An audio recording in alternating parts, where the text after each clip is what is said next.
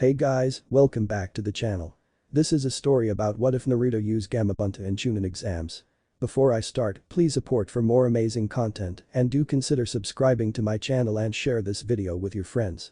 This is written by Lucifer-Allheart, link in the description and support writer. Let's start the video. Naruto era Shidori. Uzumaki Naruto couldn't believe it.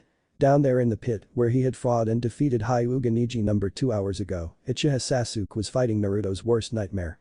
Sasuke, Naruto's rival, was fighting against the one person that Naruto was actually openly afraid of facing. Gaara of the desert. After the talk Naruto had with the red-haired sand shinobi yesterday, he discovered two things.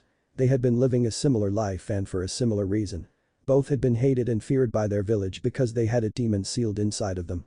But Naruto was scared of Gaara because, unlike Naruto, Gaara did not get out of the loneliness. Instead he stayed in it and killed anyone that came close to him. It was the thought that anyone could stay in the darkness of being alone so long and willingly stay there that had Naruto scared. And now Uchiha Sasuke, Naruto's rival and teammate, was down there fighting him. After asking, almost begging even, Kakashi-sensei to interfere with the fight because Sasuke would lose, he pulls of a trick like that. With his new jutsu, Chidori, Sasuke had easily pierced Gaara's sand orb that was protecting him. But afterwards the orb had cracked, revealing Gaara holding a bloody shoulder, a look of total madness in his eyes. And that strange different arm that had been attached to Sasuke as he jumped back from the hole was also worrying Naruto. He knew what that arm was just by looking at it. He just felt it. The combination of the chakra and the appearance left nothing to his imagination. That arm was from Gaara's inner demon, Shukaku. What is that? His teacher, a tall man with silver hair and his forehead protector covering his left eye, said. Before he even realized it, Naruto answered the question. Shukaku. This fight is truly becoming interesting. Show me your power, Sasuke-kun. You have already become this powerful without using my seal. But this is an opponent that you cannot defeat on your own. Seek out my power. Orochimaru thought to himself as he watched a fight between the Sand's most powerful shinobi and the boy he had chosen to become his next container. Involuntarily he gave a small chuckle. What's the matter, Kazekage Dono? The old Hokage asked. It's rare to hear you amuse yourself like that. It is nothing, Hokage-sama. He answered, assuming his role again. It's still too early. I want to see Sasuke-kun's potential. He didn't voice his thought though. Instead he smoothly told his old teacher a lie. But it has been the first time that I have actually seen Gaara wounded. As should be expected from the famous Uchiha clan. But I fear that he has passed the border with Gaara. When Gaara become enraged, he stops at nothing but complete murder. If a shinobi of the sand completely dominates against even one of the Uchiha clan, it will improve our mission rate even more than I dared dream when I came here. The old man didn't answer, instead focusing his attention at the fight in the pit. Uchiha Sasuke. What's with this guy? Sasuke thought. I've hit him with Chidori, but afterwards he nearly crushes my arm. And now that he's finally out of that cocoon of his, he looks totally different. What was he trying to do in there? I'll kill you. The Gaara sand monster shouted. Almost instantly he launched himself at Sasuke. What the? Sasuke acted quickly, dodging Gaara's attack and made some distance between the two of them. Before he only fought from a distance, not even moving. And now all of a sudden he starts using Taijutsu. What's going on here? If it wasn't for my Sharingan I would have hardly be able to dodge it. Die. Again Gaara launched himself at Sasuke. This time he was prepared though. Come. Sasuke yelled. Using his Sharingan to the fullest, Sasuke focused a high amount of chakra into his legs and sidestepped, dodging Gaara's attack. In the same motion he quickly kicked the sand shinobi, sending him off balance for a second. Never one to waste an opening, Sasuke quickly continued his attack. Making sure his attacks were as fast as possible, he quickly punched Gaara in the guy, followed by an elbow to the face. Now. He thought, going for a neck chop to deal heavy damage. Arg. In his moment of attack, aiming for a critical area, Sasuke had opened his guard and Gaara instantly used it. With the giant arm of sand he slammed Sasuke away into a wall. The wall on the other side of the stadium. Sasuke's vision was swimming. He couldn't see straight right now. The punch Gaara had given him had hurt unlike anything he ever got hit by. Even trying to stand up straight was a difficult task right now. Realizing he needed a few seconds to recover, Sasuke looked up. Gaara was not going to let him recover, he was already running towards him, probably intending to deal the finishing blow. Suddenly, Sasuke thought back to everything that happened years ago. The night his brother killed everyone in the clan. Remembering that his brother said that he should become the Avenger, destined to fight Itachi to the death, he felt hatred flowing over him again. And with the hatred came power. Performing the seals for Chidori, he shouted his thought, not even realizing it. Itachi. I will become an Avenger. I will kill you. As he shouted the last word, he charged Gaara. He didn't realize it, but suddenly the curse seal that Orochimaru had given him activated. It was the source of his new power and speed. While the two boys were racing towards each other determined to have only one survivor, in the stand a few of the Leaf Shinobi were scarred. Ino, Sakura, Shikamaru, Choji, Tenten and Niji, who had recovered a little during the fight between Shikamaru and Temari and was now watching the other matches, all remembered that instance in the Forest of Death when Sasuke had gained the markings on his body and crushed an entire team of shinobi single-handedly. Even Kakashi was getting worried, seeing how his seal was not helping contain the curse. It meant that Sasuke was experiencing great hatred and anger. What happened with Sasuke? Naruto asked. He, along with Kiba and Hinata, didn't have a clue about what was going on. None of the three had been present or awake last time Sasuke went berserk. Chidori. Die. But those yells the teenage boys clashed. Sasuke, using the Chidori, cut Gaara's sand arm off at the shoulder, but Gaara himself was left unhurt. Meanwhile, Gaara, using his arm of sand before it was cut off, had managed to scratch Sasuke's arm, causing it to bleed just below the shoulder. Before either of the boys moved again, Gaara let out an eerie laugh, enough to scare the entire stadium. And even while laughing, the sand from his gourd reformed a new monster arm. But this time around, it was on his other arm.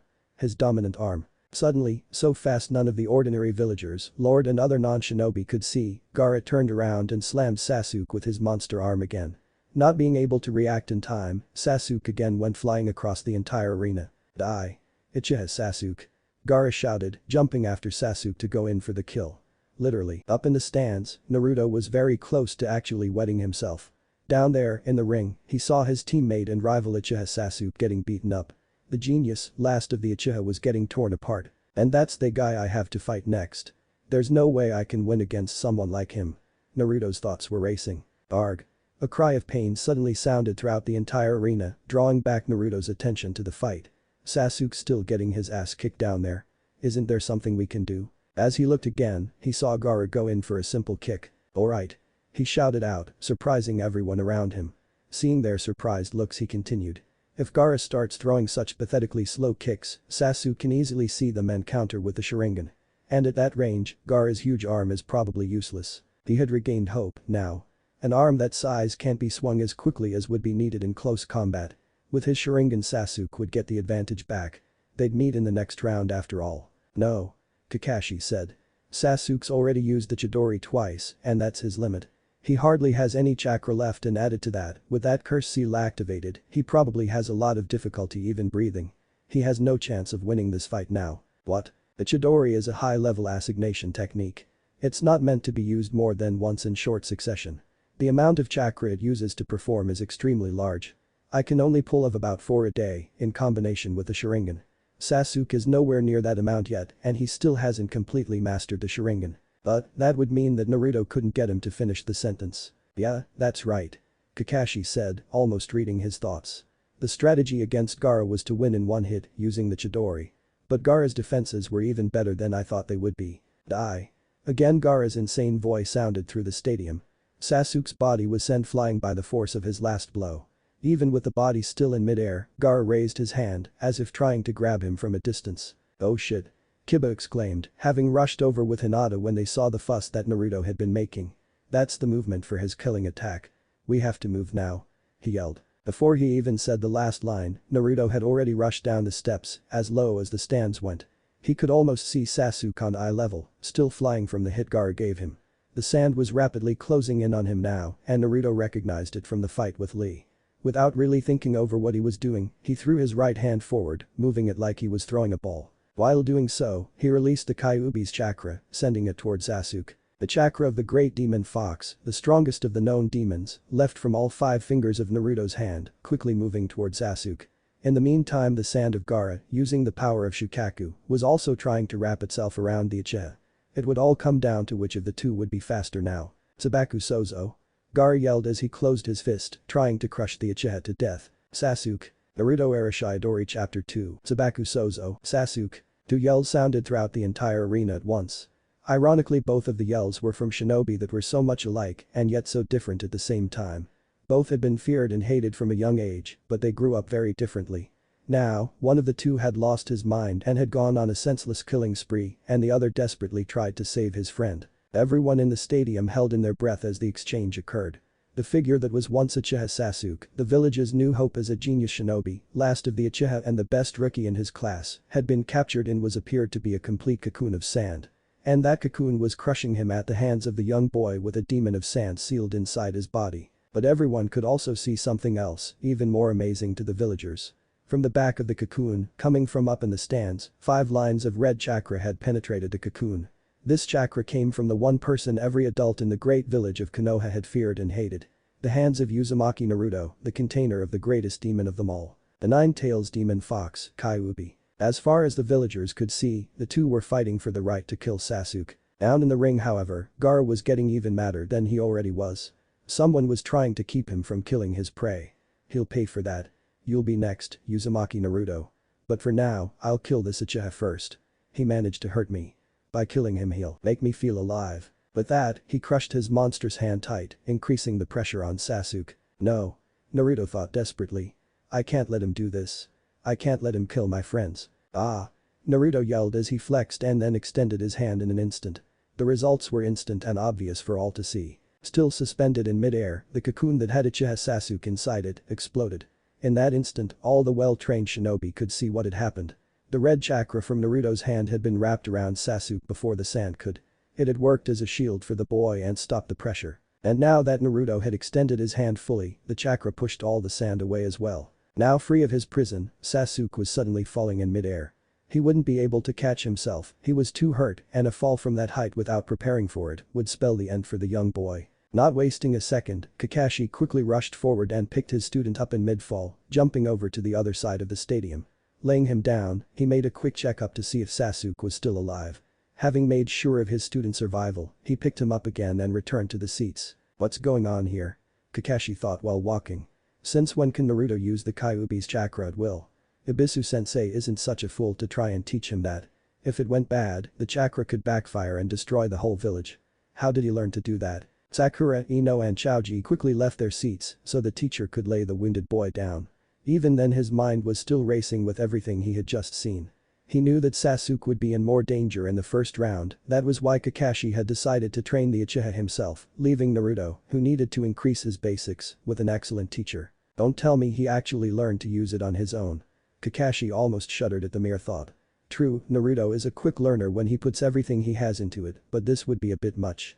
A dense guy like him would never think of a training where he has to use Kyuubi's chakra. Taking a single look at Guy, who only nodded back, Kakashi knew that his longtime rival was thinking the same thing. And more than that, these last few minutes a lot has happened. Gaara turning out to be an actual jinchuriki, Sasuke having used his curse seal again and finally, Naruto suddenly using Kyuubi's chakra. I guess Sasuke still doesn't have enough control over himself. Speaking of jinchurukus, how come Gaara's been out quiet the last couple of minutes? And Naruto as well. Looking back, Kakashi saw Naruto and Gaara still standing where they were when he had moved in.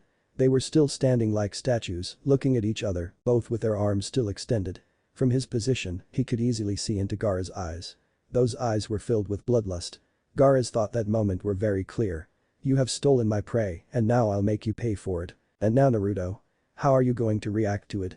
He idly wondered. Meanwhile down in the ring, the judge Genma had raised his hands. He was first worried about his own safety, seeing Gaara's behavior, but he still had to make the announcement. Winner. Gaara. Not unexpected, no one even moved a muscle after the announcement. After a few seconds that seemed to last for hours to Genma, Gaara started yelling again. Come down Uzumaki Naruto. I'll kill you. Make me feel alive. Get down here. The entire stadium held its breath, waiting for the response. Meanwhile, up in the seats for the cages Orochimaru was beginning to get really interested. Sasuke-kun wasn't able to win after all, but the Uzumaki boy actually stopped the crushing sand of that Gaara. He's used the Kyuubi's chakra twice now, I'm sure that my seal has been removed. But now I'm starting to get interested. Have you surpassed Sasuke-kun for the time being? Show me and show Sasuke-kun. Yes, show him that you've grown and send him right into my arms. Having trouble containing himself, Orochimaru gave a small chuckle. Seeing the surprised look on his old teacher's face, he quickly made up an answer. My apologies, Hokage-sama. I did not mean to sound rude, but this is truly a golden opportunity. Not only has Gaara defeated a member of the Uchiha clan, he will now also fight against a man who defeated a Hyuga. His victory will truly be a blessing for the sand. I see. But do not count on victory yet, the fight hasn't even started yet. Maybe, sensei, maybe. But I doubt that a piece of trash like him could defeat Gaara. Still in the same position that he had taken when he tried to rescue Sasuke, Naruto was confused. What did I just do? I saved Sasuke, didn't I? But how did I do that? Looking down, he looked Gaara right in the eyes. Seeing the bloodlust and madness in them, Naruto got scared like he never had been, even more scared than he had been against Zabuza. No. I can't fight him. He's too strong. He suddenly started looking around, feeling very much like a fox caught in a dog hunt. Kakashi walked up to Naruto from behind. Seeing him shake like that, he got worried. Naruto, are you okay? Kakashi-sensei. Naruto spoke up, actually sounding a bit timid for once. Tell me. Do you think this guy is strong? He defeated Sasuke and fuzzy brows. I'm scared. This guy's the same as me, but he's so much stronger. He's always gotten by on his own, unlike me. What should I do? Well, Naruto. Kakashi started, trying to think up an answer to his question. I will admit that this guy is no pushover. He's powerful, but that doesn't always mean that he's strong. You have every right to be scared of someone as fearsome as him. But tell me, Naruto, as they both turned and looked at each other again, Kakashi continued. Since when do you run from your problems? What happened to the brave and stupid shinobi that attacked a swordsman of the mist without fear? Wincing at the harsh voice of his sensei, Naruto tried to speak up. But, sensei. This guy You just said that he's the same as you, didn't you? Doesn't that mean that you're the only one that can fight him on equal grounds? Huh? No, I couldn't fight a guy like him. He's someone that has hurt your comrades, and right now you're the only one that can beat him. Are you telling me that you'll give up on them and let Gaara go unpunished? If so, you disappoint me. I guess you're right, sensei. I wouldn't make much of a Hokage if I did that, huh? Naruto answered, half-heartedly. Turning around, Naruto walked towards the group of shinobi and Sasuke, who was still lying on the seats. Seeing the strange, almost grim look on his face, the group instantly went quiet. Sasuke stirred a bit as he struggled to see Naruto's face. He had already come to, and he had also heard Gaara's scream moments ago. Naruto. Ino said suddenly. Don't tell me you're going up against that guy as well. He's a monster. Even Sasuke-kun couldn't defeat him. A monster, huh? He answered gloomy, almost whispering. I guess you're right. Stepping past Ino, he walked up to Sasuke and spoke up. Sasuke. I am sorry, but it looks like, he struggled with his words suddenly. We won't have our fight after all. I'm sorry. And with that, he suddenly turned around and walked down the steps that would lead him into the arena down below. Surprised by the dark tone in his words, all the other shinobi looked at his back as he walked down the steps. What the hell was that all about? Kiba said as soon as Naruto was out of their sight. Naruto-kun, Hinata started. He doesn't think he'll come back. Sakura finished for her. What? The others all shouted. No one noticed that Kakashi still hadn't moved from where he had spoken to Naruto, or the fact that guy had moved himself and now stood next to his rival. Why on earth did you do that, Kakashi? The boy's too scared to fight this opponent. He'll get killed. The loud man almost yelled. I know, guy, but there's a reason I said Naruto should fight him. You already knew, didn't you? That boy, Gaara, and Naruto are the same. They are both jinchuriki who have been hated and feared throughout their lives. And it's because Gaara has always survived on his own, Naruto got scared. He's forgotten the meaning of his own strength and only looks at the opponents. And right now, with the way Gaara is, Naruto is the only one who has the ability to defeat him. You saw it, didn't you? He used Kyuubi's chakra to save Sasuke. As he is now, he probably doesn't stand a chance against Gaara, but if he were to overcome his fear, Naruto would show him all the corners of the ring. I still think it's too much of a risk. There's too big a chance that he stays scared and can't fight at all. And if that happens, he'll be killed without a fight. Then you don't know Uzumaki, Naruto. And I don't want to hear you about risky tactics. Now then, Genma announced, as Naruto walked into the arena with his shoulders hanging. At that moment, he really looked like a person ready for his execution. Gaara turned around the instant the blonde had stepped in and never once stopped looking at him. Now that both fighters are present, let the semi-finals begin. Naruto Arashidori. Now then, Naruto-kun. Orochimaru thought. Show me what you are capable of. You could control Kyuubi's power to the point where even a Hyuga was no match and you deflected Gaara's attack. Show me if you are a threat to Akatsuki. Show me if you are a threat to me. It seems that this year will present a lot of opportunities for the sand, do you agree, Hokage-sama? He said to his old teacher, still in the act of being the Kazekage. Yes, I myself am impressed by the power that your shinobi have shown today, as well as in the preliminaries. However, do not claim victory when the fight is not even started yet, Kazekage Dono. The fight has not even started yet, and his next opponent has defeated the greatest genius in the Hyuga clan. The Hokage answered. Yes, he continued, as if to himself. It will be a fight between those that have defeated the bloodline limits. Only in his thoughts did he finish the line. It will be a fight between something far worse than bloodline limits. A fight between jinchuriki. I'm not sure the stadium could hold a fight like this. Let's just hope that Naruto does indeed have control over the Kyuubi's power, otherwise he'll certainly die. Let the semi-final battle begin. As soon as the words left Genma's mouth, Gaara rushed forward attacking for the kill right away. His sand arm hit Naruto before he could even react. Arg. Before Naruto had even realized it, he had landed, feet first, on the wall of the arena. The force of Gaara's attack had sent him flying all across the stadium, just like it had done with Sasuke. But Naruto, unlike Sasuke, could still move, and his reflexes, honed by months of training, allowed him to flip in midair, thus causing him to land on his feet and minimize the damage. As soon as Naruto looked up though, Gaara was close enough for their noses to be touching. Again, Naruto couldn't move before Gaara slammed him into the walls. And this time, Naruto had no way of reducing the damage. As Gaara drew back his arm to go in for a third strike, Naruto looked up at the stands. Kakashi was still standing there, just like how he stood during their talk. But now, all the others, with Sasuke leaning heavily on Kiba and Choji, had gathered as well to watch the fight. Seeing the look on his teacher's face, Naruto thought back to the words that Kakashi had said just moments before. Moments that felt like an eternity to him. You just said that he's the same as you, didn't you? Doesn't that mean that you're the only one that can fight him on equal grounds? I was right. He is too strong for me to fight with. I can't hope to defeat someone like this. Naruto thought as the giant arm slammed into him for the third time now. He could feel the walls behind him cracking under the power. Someone like this, he's too strong. He's always lived on his own. I know how terrible it feels, but he's always stayed there, never seeking the help of others. I can't hope to win against him. Before the monstrous arm slammed into him a fourth time, Naruto could feel himself being lifted into the air and he was thrown around the stadium once again. As Naruto looked up, cursing the demon fox inside of him for its healing, he saw Gaara rushing out at him again. But this time, he also saw something different. Someone he had not seen in a very long time. Up in the stands, the people were in a variety of opinions for the fight. Sakura could clearly hear people shouting at Naruto to get up and fight back, while others were yelling with glee that her friend and teammate was about to be killed in this tournament. Yet a third group of people was yelling that he had to get up and defeat Gaara for the honor of Konoha and to avenge everything he's done to Sasuke-kun. And all of the shinobi that actually knew Naruto and had seen what Gaara was capable of were yelling at him to give up and surrender so he could at least survive. But why are some of these people so glad that Naruto is getting beaten by that thing? She thought.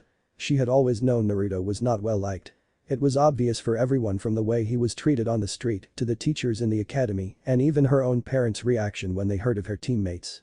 Why does everyone hate Naruto like that? What has he ever done wrong? Pranks don't earn you this kind of hatred today. Damn it, Naruto. Kiba was yelling beside her. This guy isn't normal, so just get the hell out of there. He'll tear you to pieces, you moron. I told you not to go against this guy. Ino added, and, like with Kiba, concern was evident in her voice. Next to her, Shikamaru was standing, looking at the fight below. In his mind, he was reviewing the conversation he and Naruto had with Gaara the day before, back in the hospital. He had, back then, already realized that he would stand no chance against Gaara, and, if Naruto's bluff was right, Gaara was facing the only opponent in the village that could fight him. But Gaara was winning big time. As Naruto looked up to see Gaara storming at him again, he suddenly saw something behind him that reminded Naruto of something that had happened almost a year ago. In his mind, he was suddenly back in a flower field, a field that was in the country of the wave. He could see a person standing in front of him, talking with a small smile on his face. If Naruto had not known it was a boy, he would mistake him for a girl all over again. I remember where this was. During the training to take on Zabuza, I met this boy and we talked. But why can't I remember what it was he said? It was all that Naruto could remember about the words. Before he had time to consider more words, Gaara attacked him again. Going for a different attack pattern this time, Gaara punched Naruto into the sky before jumping after him.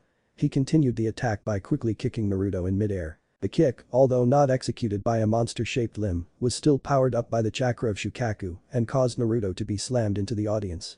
He met Kiba and the others head-on, accidentally slamming his head into Kiba's. Arg. Both boys yelled at the same time. Being quick to recover, Kiba quickly started yelling at Naruto. What do you think you're doing, you moron?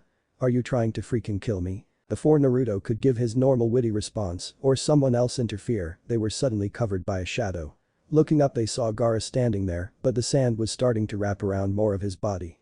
When everything went silent again, the only things that were left normal of Gaara were his legs, his hair and the tattoo for love on his forehead. The rest of his body had all been covered in sand, making him appear like a miniature version of Shukaku. Show me.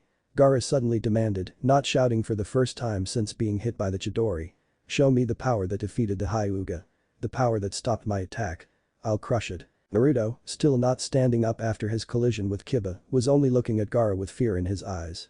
For everyone there, except his teammates, it was the first time they saw the loudmouth blonde look like that, and it was unsettling. If even Naruto, the idiot who they always thought was too stupid to even know what fear is, was scared of this guy, it could only mean real trouble. As he looked around, hoping that Naruto would bring out that strange red power of his, Gaara saw the look in the eyes of all the people around him. Every single one of them held great fear for him. Every person in the stadium was afraid of him and he loved it. He was feeling alive like never before. And he had yet to kill his opponent. He was already looking forward to that point. As he looked around again, he saw that the blonde shinobi before him still hadn't stood up. Instead he was only looking at Gaara, the fear in his eyes more obvious than with anyone else. Deciding it was time to end this and feel alive again, Gaara moved in for the kill. He lifted his arms up, parallel to the ground, and, without even moving himself, extended them to unreal lengths, ready to slam his opponent to his death by cracking his ribs.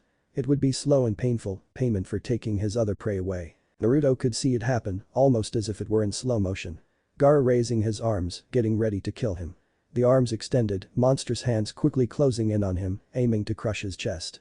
He closed his eyes, too afraid to see the inevitable in the eye, instead waiting for the pain to come. It never did. Confused, Naruto looked up. Gaara's arms were at Naruto's sides, slammed into the wall.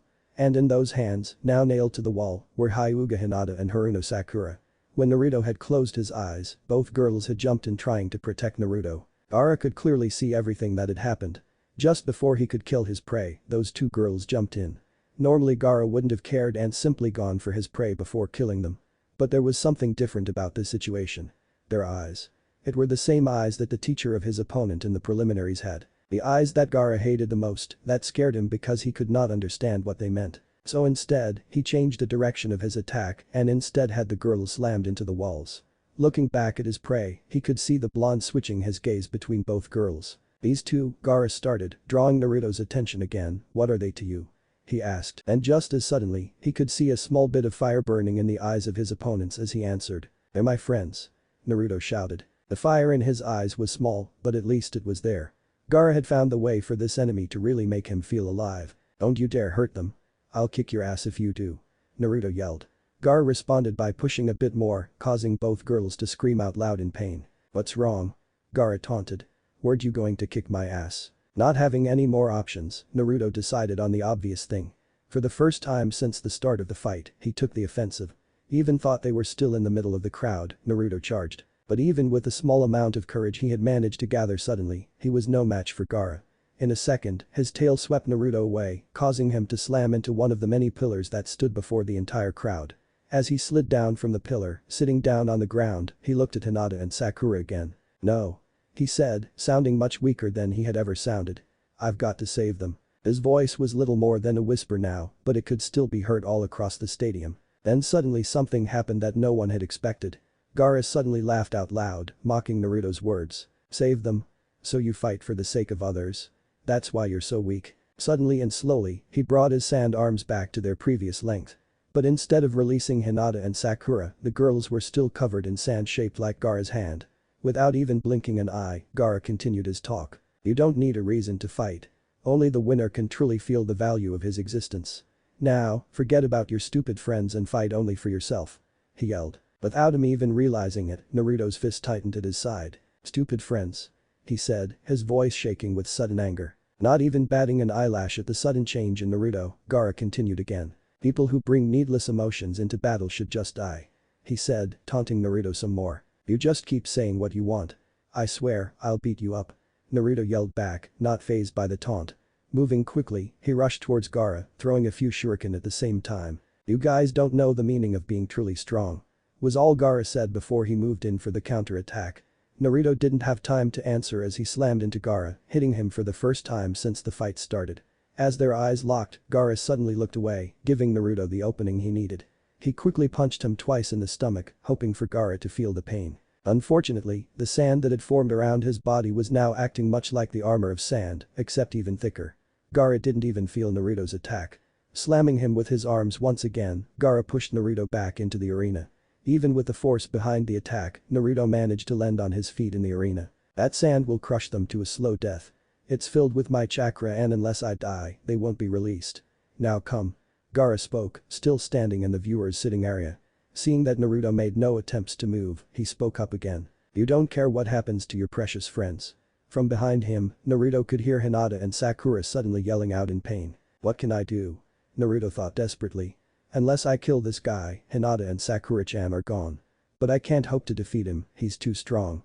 Wait, if I can draw his attention away long enough, I'm sure Kakashi-sensei could get them down safely. Looking around in hopes of catching his sensei's eye, he couldn't find the older man. Before he had time to do a complete search though, Gaara jumped into the air, going in for another attack. As Gaara jumped up, Naruto looked him in the eye. Without even knowing why, he was suddenly reminded about what the Sand Shinobi had said mere moments before. You guys don't know the meaning of being truly strong. At the same time, he also thought back to that time at the flower field in the country of the wave. That's when a person becomes truly strong, but it were all the words he could remember. That's right. Haku, he told me what it meant to be strong. But I can't remember. Gaara's right. I don't know the meaning of strength. But until Kakashi-sensei manages to get Hinata and Sakura-chan down, how can I even hope to distract him long enough? Then it hit him like a ton of bricks. The training he had been doing for the last month. It was time to put it to use. I'll have to summon the frog boss. Quickly flashing through the seals in the order he had memorized already, he quickly bit the thumb of his right hand for the blood. Slamming his hand down on the ground he yelled the jutsu's name. Kuchiyus no Jutsu. Kuchiyus no Jutsu. As Naruto yelled out his new jutsu's name, all the higher-ranked shinobi looked dumbstruck. It was quite common knowledge among the jounins how a summoning technique worked. It required the writing of a contract with the animals you would be summoning, as well as a massive chakra. It was almost unheard of for anything below chunin to be able to use a technique like that, but of course that was not what had most adult worried right then. Every single person that knew the truth, whether they knew Naruto in person or they had only heard the rumors about him, was thinking and fearing the same thing. Did he make a contract with the foxes? Meanwhile, back with the rookie 9, minus Shino and Naruto of course, Kiba was about to use his claws to cut Hinata and Sakura free from the sand when he suddenly felt a hand on his shoulder, holding him in place. Looking up at the owner, he was looking in the eye of Hada Kakashi. What are you doing? The boy yelled. Now that the sand guy isn't here, we have to get Hinata and Sakura down. No. Was the simple answer.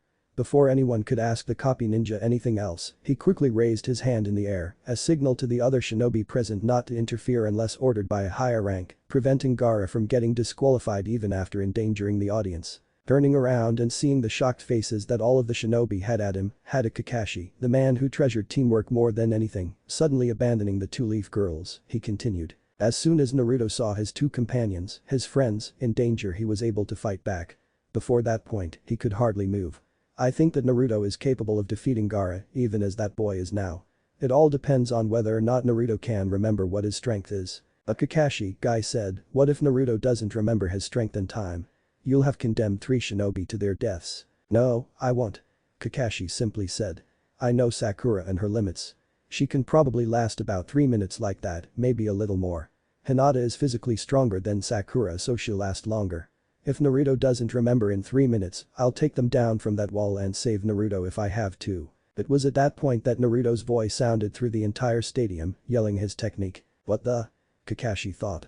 Since when can he do a summoning technique? What did Abisu-sensei teach him in this month?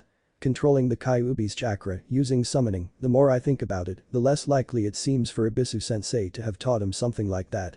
But then, who was it? As the smoke slowly faded down in the arena, it showed an orange-red frog, wearing a blue jacket. Just like the Toad boss. Only it was 100 times as small. Yo. The little Toad exclaimed, raising his arm to Naruto in a greeting. Seeing the little animal, everyone in the crowd that had feared the appearance of a fox, let out a sigh of relief. Damn it. Naruto thought. This guy is way too small. He won't be of any use. Haha. This is what you depend on? Pathetic. Now die. Gaara yelled. Raising his arm in front of him and quickly swimming it forward, he sent out a large number of small sand bursts. Soon a shuriken, he yelled. Oh crap. Acting on instinct, Naruto grabbed the little frog and curled around it, protecting it from the hit. But the Kakashi thought. I expected a lot of things to appear, but not a frog. There's only one person that can give the summoning contract for frogs. Taking a quick look at Guy gave Kakashi all the info he needed. They were thinking along the same lines. It looks like Jiraiya-sama is back. Kakashi said. Yes. There's no other option. He's the only one who could give the summon contract for the frogs. Jiraiya? Kiba asked, a confused look on his face. Jiraiya-sama. Tenten said, having come over to check up on Lee mere seconds before. He's one of the 3 legendary Sannin of Konoha. She continued. He's the master of toad-like ninjutsu. But he left the village about a decade or two ago, right? Why is he back now? It is true that he left Konoha a long time ago, but he never became a missing nin. He has simply gone wandering, but never turned his back on Konoha. Kakashi answered. Only in his thoughts did he continue the sentence. But, why would a shinobi like him suddenly return and take Naruto under his wing? He hasn't trained anyone since the fourth. Kakashi, why do I have to mess it up now? A frog like this is useless. Naruto thought out loud. Hey. I'm not useless. The frog responded, his pride obviously hurt. I let you know I'm a powerful being, but I'm not experienced enough to fight against something like this yet. As he said the last part, the frog turned his head away, not daring to look at Naruto. So, in other words, you're useless. Naruto simply said. The frog turned around to retort when all of a sudden a shout sounded through the stadium again. The frog quickly leaped away from Naruto, trying to move to safer grounds. Naruto instead tried to launch another headfirst attack. Focusing some chakra into his legs, Naruto jumped up and quickly flashed through some seals. Page Bunshin no Jutsu. Next to him a dozen clones appeared in midair, all aiming for the sand monster that was Gaara. Gaara responded by taking in a large amount of air, all in one breath. As he exhaled it, multiple mouths appeared across his body, blowing back the air as Gaara shouted the technique's name. Mugen Sajin Datapa. Arg. The force of the technique instantly dispelled all of the clones and sent Naruto flying across the stadium once again. As Naruto was still struggling to get back up, his entire body hurting and shacking, he heard Gaara yell out another technique. Tsuna Shuriken. This time, Naruto couldn't even react fast enough to curl himself up to reduce the damage. He took the full brunt of the attack and was slammed back into the walls hard. He's really strong. I can't win against someone like this. But, what is this feeling? He thought to himself. For some reason, I really feel through his confusion he looked up to see the figure of his attacker slowly approaching, an eerie grin of bloodlust on his twisted and changed face. Gaara launched yet another volley of Tsuna Shuriken, and again Naruto couldn't defend himself. He had lost count of the amount of times he had been slammed into the walls, but it had really started to hurt. If he had looked back, instead of up, he would also have seen that after the last attack, his body had been sent back with enough force to make a vertical crater in the wall. Instead he still looked at Gaara as he finally discovered what his feeling was. I feel like I really don't want to lose to this guy. Looked up at Gaara, he saw it again. Up in the sky, behind his opponent, he could see the image of a boy with long black hair, his face hidden behind a Mist Sanbu mask. Both his hands filled with needles as he spoke. But still, Naruto couldn't hear the words. He could remember a part of the question. Something another part, but he couldn't link it together. Become truly strong. What was it? What did he say to me? And why can't I remember it? Before he even realized what it was he was doing, Naruto drew out a kunai and an explosive tag. He wrapped the tag around the kunai before, for the second time in the entire fight, take the offensive against Gaara. Flashing his hands through the seals, he yelled the name of his favorite technique. Page Bunshin no Jutsu. Almost instantly, 4 clones of Naruto appeared at his side, each of them knew the plan and ready to go for it. It seems like he's finally getting ready to fight. Guy said, standing next to Kakashi. Are you going to cut those girls down now? No, not yet. Kakashi answered, though he was also worried. Naruto has decided to fight from the looks of it, but he still hasn't made his mind up. I don't know what's going on in his head, but for some reason he's struggling with himself over something. I think I know what it is. Shikamaru suddenly spoke up. He had moved over to watch the fight as well, along with Sasuke and Lee. What do you mean? Kakashi asked, though he didn't turn to remove his eye from the fight. Yesterday, after Naruto woke up, he and I were planning to go and see Choji. Naruto wanted to taunt him a bit, but on the way we walked past Lee's room. We noticed Gaara was inside, attempting to kill him, so we stepped in. I held Gaara down with Kage Main no Jutsu while we were trying to figure out a way to save Lee. We got Gaara talking and it really messed Naruto up bad. They were both saying some pretty strange things to each other, but it was Gaara's response to Naruto's statement of being undefeatable that shook him up. Tell me exactly what they said to each other. Kakashi ordered as he finally looked away from the fight. What Shikamaru just said had gotten his full attention. Just how much did Naruto tell? Well, this is really troublesome, but I'll try. Shikamaru started. Gaara first said that he'd kill us, to which Naruto responded by saying, you can't defeat me, I've got a real monster sealed inside of me. After that Gaara retorted by saying that if that was so, they were the same. Naruto started to lose it after Gaara said he always survived on his own. But like I said, it's pretty weird. Why are these guys such troublesome weirdos? I see. Kakashi said as he turned his head back to the fight, seeing Gaara attack Naruto and his clones. Thanks for telling me that, it helps clear up a lot. Well Kakashi, care to share what you just discovered? Guy said, irritated that his rival again acted like he had all the answers. Well guy, Kakashi started as Naruto started a number of evasive maneuvers by using the cage bunshin. It's like this. Naruto has always been alone his entire life. In that regard he's the same as Gaara. But the difference lies in the fact that Naruto has always tried to make others acknowledge him for who he is and eventually made friends, while Gaara always did everything on his own. As someone who understands the pain of being hated and feared for no apparent reason, Naruto knows the pain Gaara went through and probably believes him to be incredibly strong because of that. Down in the ring, Naruto had managed, with the help of some maneuvering in mid-air, thanks to his cage bunshin, to get behind Gaara, who was still in mid-air after his initial attack. He quickly formed the tiger seal with his hands, taking the kunai with the explosive tag around it in between his extended fingers. Take this. The Taijutsu technique that Kakashi-sensei taught me, Konoha's secret Taijutsu ultimate technique, 1000 years of pain. He quickly extended his arms, shoving the kunai in the area where, with a normal person, their butthole would be. Unfortunately, Gaara was no normal person right now, so instead the kunai got stuck in the sand that was still protecting and changing Gaara's body. While everyone in the audience fell over backwards by the idiot technique, Gaara responded by hitting Naruto in the face with his tail. Hard. Due to the force behind the slam, Naruto went flying across the arena once again. Kakashi, don't tell me you actually taught him a move like that. Guy asked his eternal rival. Even he was a bit shocked by the technique and, though he could see that it would really hurt a human enemy, thought it was a weird move. No, I used it on him during the bell test. I can't believe he actually thought it was a real technique. Kakashi responded, feeling ashamed that Naruto had yelled who showed him the technique. As Naruto was still trough the air, he said a single word. A single word completed his last attack sequence. Boom. Kaboom. Suddenly, without any warning, Gaara's body exploded from what looked like the inside. Naruto's plan had succeeded. Gaara had not removed the kunai that was stuck and now the explosive tag had detonated, causing massive damage. Back up in the stands, everyone was flabbergasted. Naruto, you really are the number one in surprising people. Kakashi thought to himself.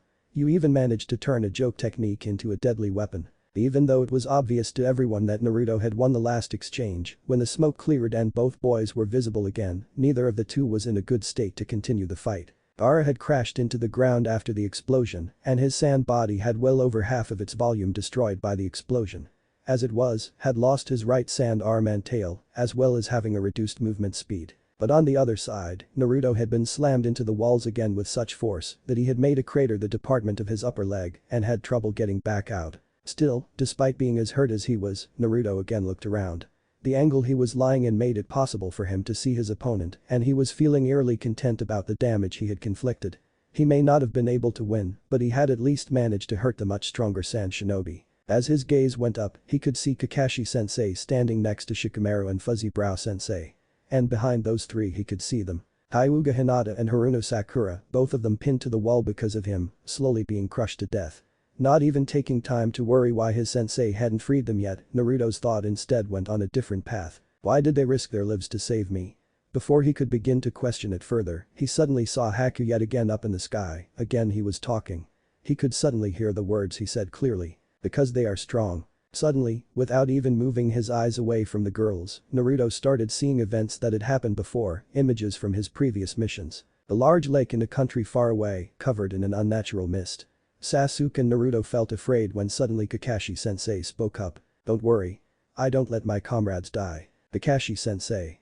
Naruto thought as he moved one hand to grab the ledge of the crater. As Naruto opened his eyes, he could see Sasuke standing in front of him with Haku down on the floor. Suddenly, without warning, Sasuke fell backwards. As Naruto grabbed him, he saw all the needles sticking out of his body. Why? He shouted. I don't know. My body just moved on its own. Sasuke. His other hand had also grabbed the ledge, ready to pull himself out of the hole he was in. Showing the area of the chunin exam's preliminary rounds. As Naruto was standing up in the stands, Hinata was fighting her cousin Neji. Even though she was being beaten up, she stood and suddenly spoke the words that he remembered saying himself so long ago. I won't give up. That's my way of the ninja. Hinata. Now he had pulled himself out of the hole, standing in front of it, looking down at the ground. Again, showing the area of the preliminaries. Lee standing up, even though he had already passed out. Fuzzy brows. Still looking down, Naruto suddenly started talking. Though his voice was little more than a whisper, in the silence that had grown across the arena, everyone could hear his words clear as day. Because he was like me, because he lived feeling the same kind of loneliness that I did, I thought he was strong because he survived that solitude, fighting only for himself. He died trying to protect those he cared for. He was truly a strong shinobi. As Naruto started looking up slowly, he continued. But I was wrong. His strength isn't real. Strength doesn't come from fighting alone. Naruto was sitting in a field full of flowers, next to Haku. He was listening intensely as the girly-looking boy spoke. Do you have something you want to protect? When a person has something they want to protect regardless whether it's a dream, a person or a place, that's when they become truly strong. For some reason I've been seeing his face throughout this fight, but I didn't know why. I think I understand now. I don't know if he was sending me a message from the next life or I was simply imagining things, but now I finally remember Haku's words. And I know that real strength isn't what you have when you're fighting for only yourself. When you have something special you want to protect. Naruto shouted. Clapping his hands together in the seal of the tiger again, he started to gather his chakra. The chakra he was summoning was swirling around him, almost like a great blue aura. Finally, he raised his head up, looking Gaara in the eye and allowing everyone else to see his eyes as well. The fear that had been present a moment before was completely gone, and now, only determination and the desire to protect were left. Only then can you become truly strong. Naruto Arashiyadori, Chapter 5. As soon as Kakashi saw the way Naruto was trying to pull himself out of the hole, he knew something had changed. The entire fight, Naruto's body had been shaking with fear and doubts, but now, as he was having trouble to get his feet on the ground, the shaking was being reduced until it stopped. Behold. Kakashi said to Guy and the others, knowing his student well enough to know the change that was coming in this fight. This fight is only just starting. Everyone except for Sasuke, who had seen the obnoxious blonde take on Momouchi's abuser head-on, looked at him like Kakashi had grown a second head until suddenly Naruto spoke up. They immediately noticed his old confidence was back, even stronger than before. And he was speaking softly, only in a whisper to himself, but they could still hear his words clear as day. Because he was like me, because he lived feeling the same kind of loneliness that I did, I thought he was strong because he survived that solitude, fighting only for himself. They could all see Naruto's head rising slowly, turning his face towards the sand shinobi. But I was wrong. His strength isn't real. Strength doesn't come from fighting alone. For some reason I've been seeing his face throughout this fight, but I didn't know why. I think I understand now. No one, not even his teammates, knew what Naruto was talking about. I don't know if he was sending me a message from the next life or I was simply imagining things, but now I finally remember Haku's words. And I know that real strength isn't what you have when you're fighting for only yourself. I see, Kakashi thought. So he was thinking about that boy. Not surprising, seeing how Naruto considered him to be so strong. Whatever happens, he said, addressing the rookies and his rival as he turned away himself, don't take your eyes off this fight. Because just now the real Naruto woke up. The real fight. Kakashi took a small pause as he gathered some chakra into his hands, getting ready to cut through the sand that had the two young kunoichi pinned to the wall. When you have something special you want to protect. Naruto shouted, his hands forming the seal of the tiger, as he gathered all of his chakra. His chakra started to swirl around him. Show them, Naruto. Show them the meaning of real strength. In one fluid motion, Kakashi freed both his student and the heir to the Hyuga clan. Begins now. Kakashi finished as he caught the two young girls. How can he still have this much chakra left? One of the genin shouted. Is he for real? Only then can you become truly strong. Where is this chakra coming from? Gaara thought to himself. The last attack had made it impossible for him to move, and now, all of a sudden, his enemy had gained a tremendous increase in chakra. And those eyes. I hate those eyes. Hajikage Bunshin no Jutsu. Naruto had quickly formed all the seals for his favorite technique and, with his current chakra, an unheard of number of clones appeared, filling up the entire arena. Everyone in the arena, even Naruto's own team member and teacher, who was still tending to Hinata and Sakura, had never seen this amount of Kage Bunshin, let alone when the technique is used by a genin. Get ready.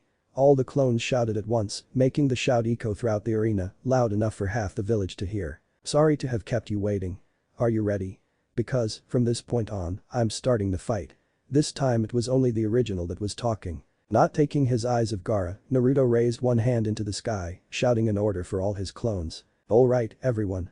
Let's go. A large number of the clones near instantly jumped up, every one of them reaching different heights, to form something that resembled a large orange and blonde sphere. A sphere Gaara could not escape from. Each of them pulled out a few shuriken, ready for throwing them at Gaara, when again they shouted as one. Shimap shuriken no maki. All the clones sent the shuriken flying at the same time, resulting in a black screen of shuriken rapidly closing in on Gaara, an attack that no normal human would have been able to survive. But Gaara was no normal human.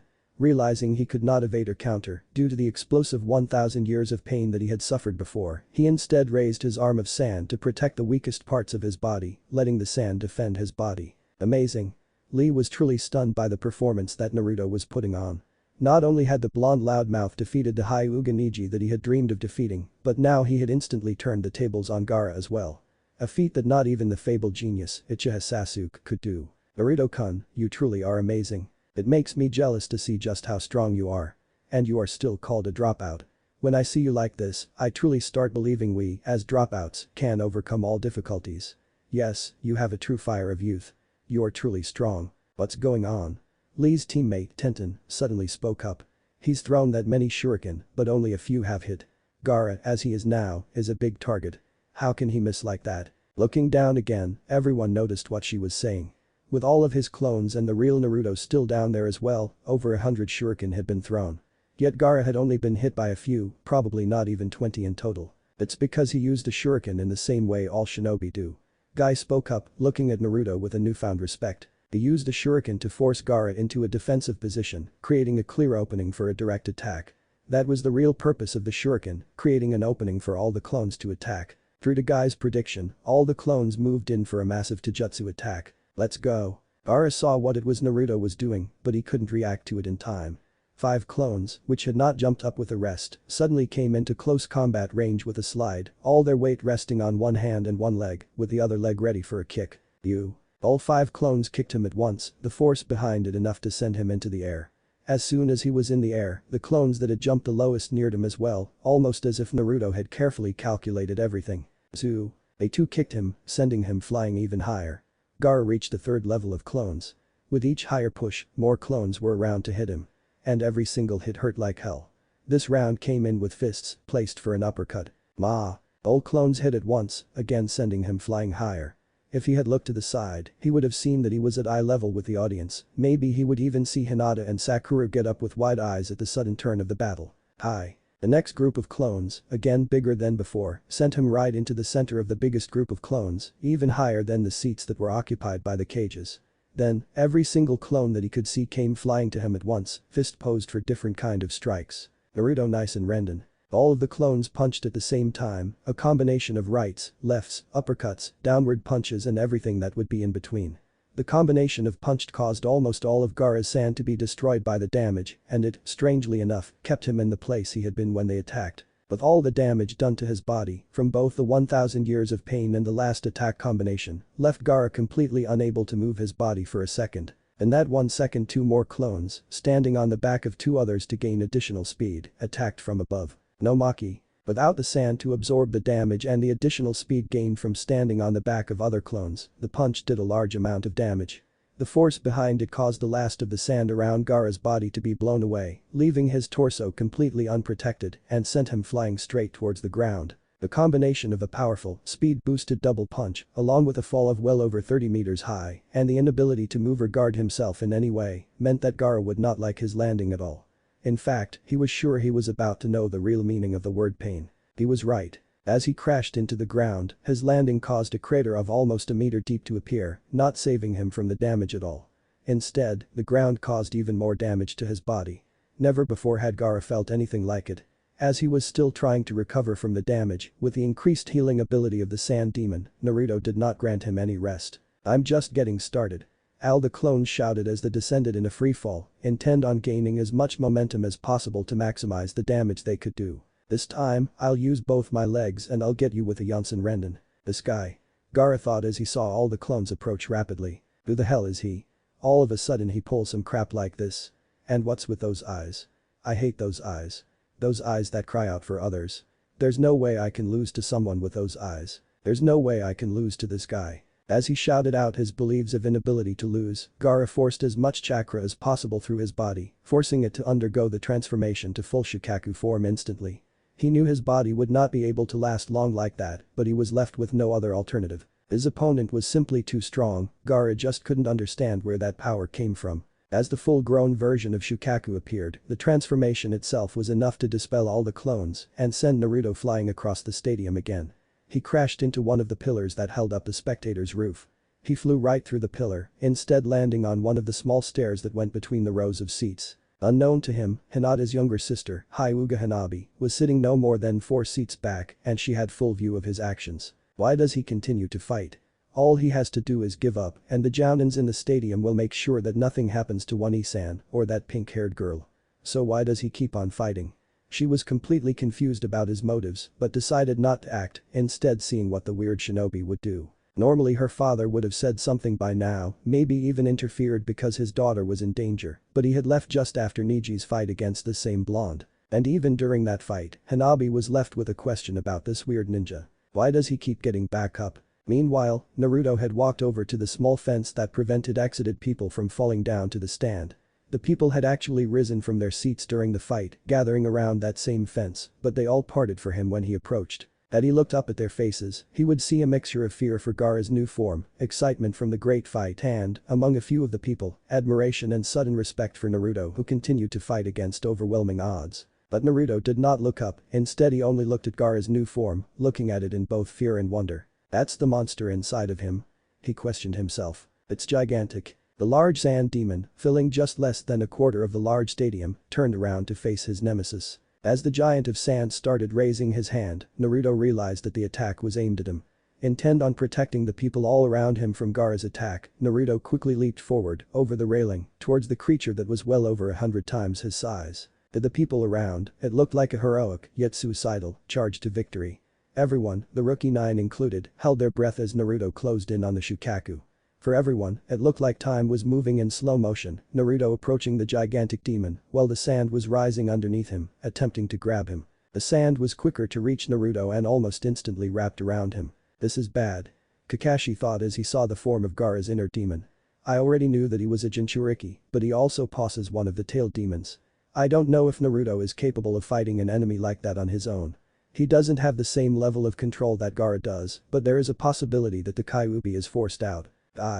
We'd better prepare for the worst case scenario. He whispered to the man in green, standing next to him, as he raised his forehead protector to reveal his Sharingan. I know. Let's just hope it doesn't happen. Naruto-kun. Hinata said, breaking the silence of the children. Naruto had been wrapped in sand, and Kakashi recognized the stance as the same on that had destroyed Lee's arm and leg. The attack he had tried to use on Sasuke as well, but had been blocked by Naruto. Gaara's instant killing move. Tsubaku kick. Tsubaku kick. Oh no. I've used all my chakra with those cage bunshin. Naruto realized too late, already wrapped in the sand. I can't do any. Before he could even finish his though, an image of Hinata and Sakura, still pinned to the wall by the sand, flashed through his head. That's right. I can't give up. If I do, Hinata and Sakura-chan will die. They risked their lives to save mine. Now, I'll risk mine to save them. His resolve strengthened even more, Naruto drew out as much chakra as he could. In his drained state, most of the chakra was drawn from the Kyuubi to prevent him from draining his organs of energy and killing him. He didn't realize it because he didn't think about it, but it caused him to be much stronger than when he was at his limits. He swiped some of the blood that had dripped down from one of his many wounds of his chin and started forming the seals for the strongest ninjutsu that he knew. The only ninjutsu he knew of that could help him fight Gaara's new form. Inu, Tori, Seru, Hitsuji. While Naruto was busy forming the seals, Gaara decided to finish it. This is it for you. He said. He extended the fingers on his monstrous arm a little, intent on crushing Naruto with the pressure. Following the path of his fingers, the sand loosened the smallest of nanometers. Tsubaku SMSM. But those few nanometers were all the room Naruto needed to unleash his strongest technique. Kuchiyusa no Jutsu. Naruto Arashiyadori Chapter 6. Kuchiyusa no Jutsu. In mid-air, suspended by the sand coffin around him, Naruto used his newest and most powerful ninjutsu. Unlike last time he used it, now a large explosion followed the shout, resulting in half of the arena being covered in smoke. Up from his seat next to his old teacher, Orochimaru could not help but be surprised. The frogs show that he has been training under that idiot of a Jiraiya, that much was obvious. But it's impossible that he has just summoned a frog that big. Don't tell me he's summoned before he could finish his thought, the smoke cleared and revealed Orochimaru's worry to be justified. Gamabunta. The third Hokage said, surprise clear in his voice. He had also figured out that Naruto had been training under Jiraiya. He had been speculating it just after Naruto's fight with Neji, because no sane Konoha shinobi would try to teach Naruto to control the Kyuubi. Jiraiya's sanity was always a point of debate and, unlike the villagers, he did not fear nor hate the boy's abilities. He had been proven right when Naruto summoned the small frog, but even he had never imagined that Naruto would have the jutsu down to the point where he could summon the strongest frog possible. A frog he had not seen since the night of the fourth's death. What is that thing? It's huge. Kiba exclaimed, grabbing onto the fence in tension. Better yet, how did it get here? Something like that does not just sneak in unnoticed. Naruto used Kuchiyusa no Jutsu. Kakashi said, turning to the group of children. It is a special A-rank ninjutsu that revolves around the manipulation of time and space. It sounds big, but in effect all you do is call a certain being that you have made a contract with to you, often to help you in a fight. It's a jutsu that some jounins and most chunins can't use, mainly due to its chakra cost. But if a person has enough chakra, they can call the king of the beings they made a contract with, the strongest of them all. That's what Naruto just did. Seeing the surprised looks on each of their faces, he almost chuckled. What Naruto had done was extremely impressive, but it was nothing like the bomb he was about to drop on them. There's more. He started, enjoying the tension he was creating. There are many different beings that a shinobi can make a summon contract with, but the most numerous are those with animals and their kings or queens.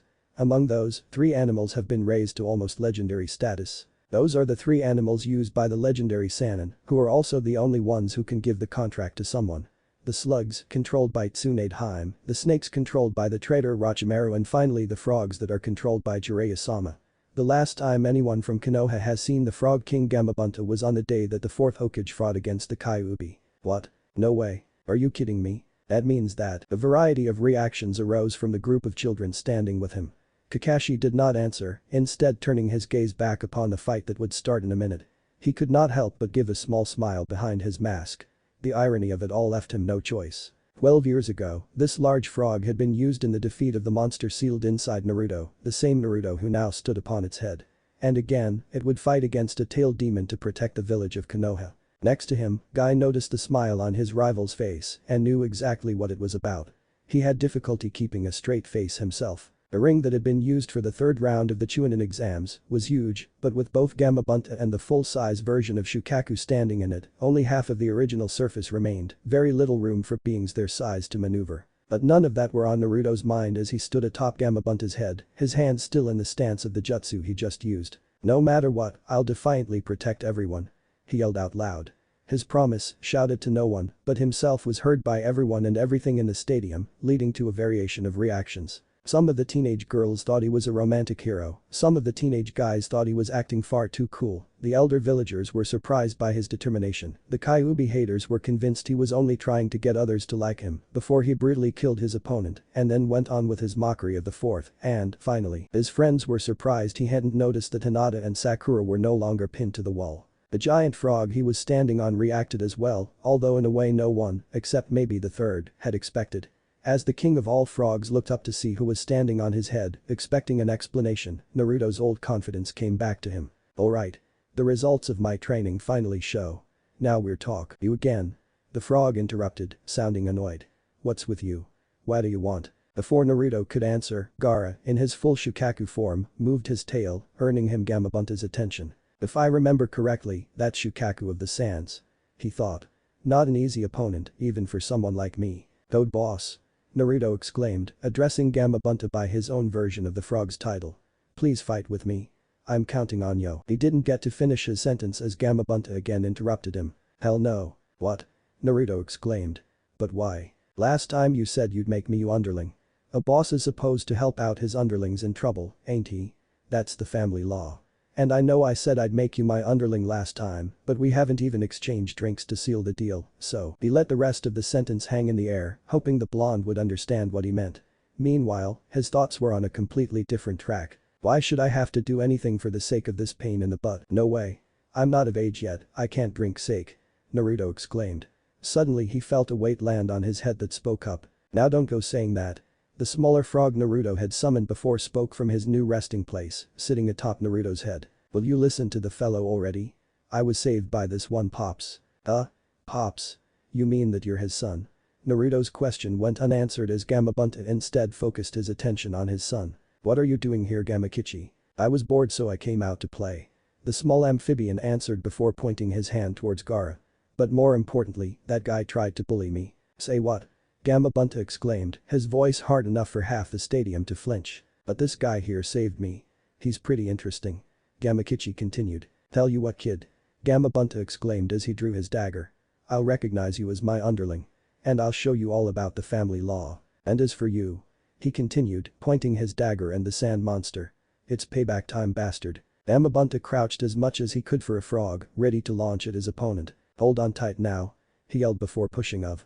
Naruto only barely had time to gather some chakra into his feet to prevent himself from being blown away with the speed Gamabunta pushed of. Because the small space of the arena, Gamabunta was upon his opponent instantly and with a quick movement, slashed his dagger upward. His sword cut through the monster's right arm, put the resistance of its skin, prevented Gamabunta from keeping his blade in hand. The amount of force he had been forced to put behind it made the blade fly away at the same time as Gaara's arm. The large sand arm flew into a wall, its mass and force enough to make the entire wall crumble down, opening the arena. Meanwhile, Gamabunta's dagger was sent flying and crashed right into the building that previously all the participators of the third exam were standing. It cut through the building with ease, its hilt still sticking out of the roof. It was only because Shino had joined his teammates after Sasuke's fight that he had survived.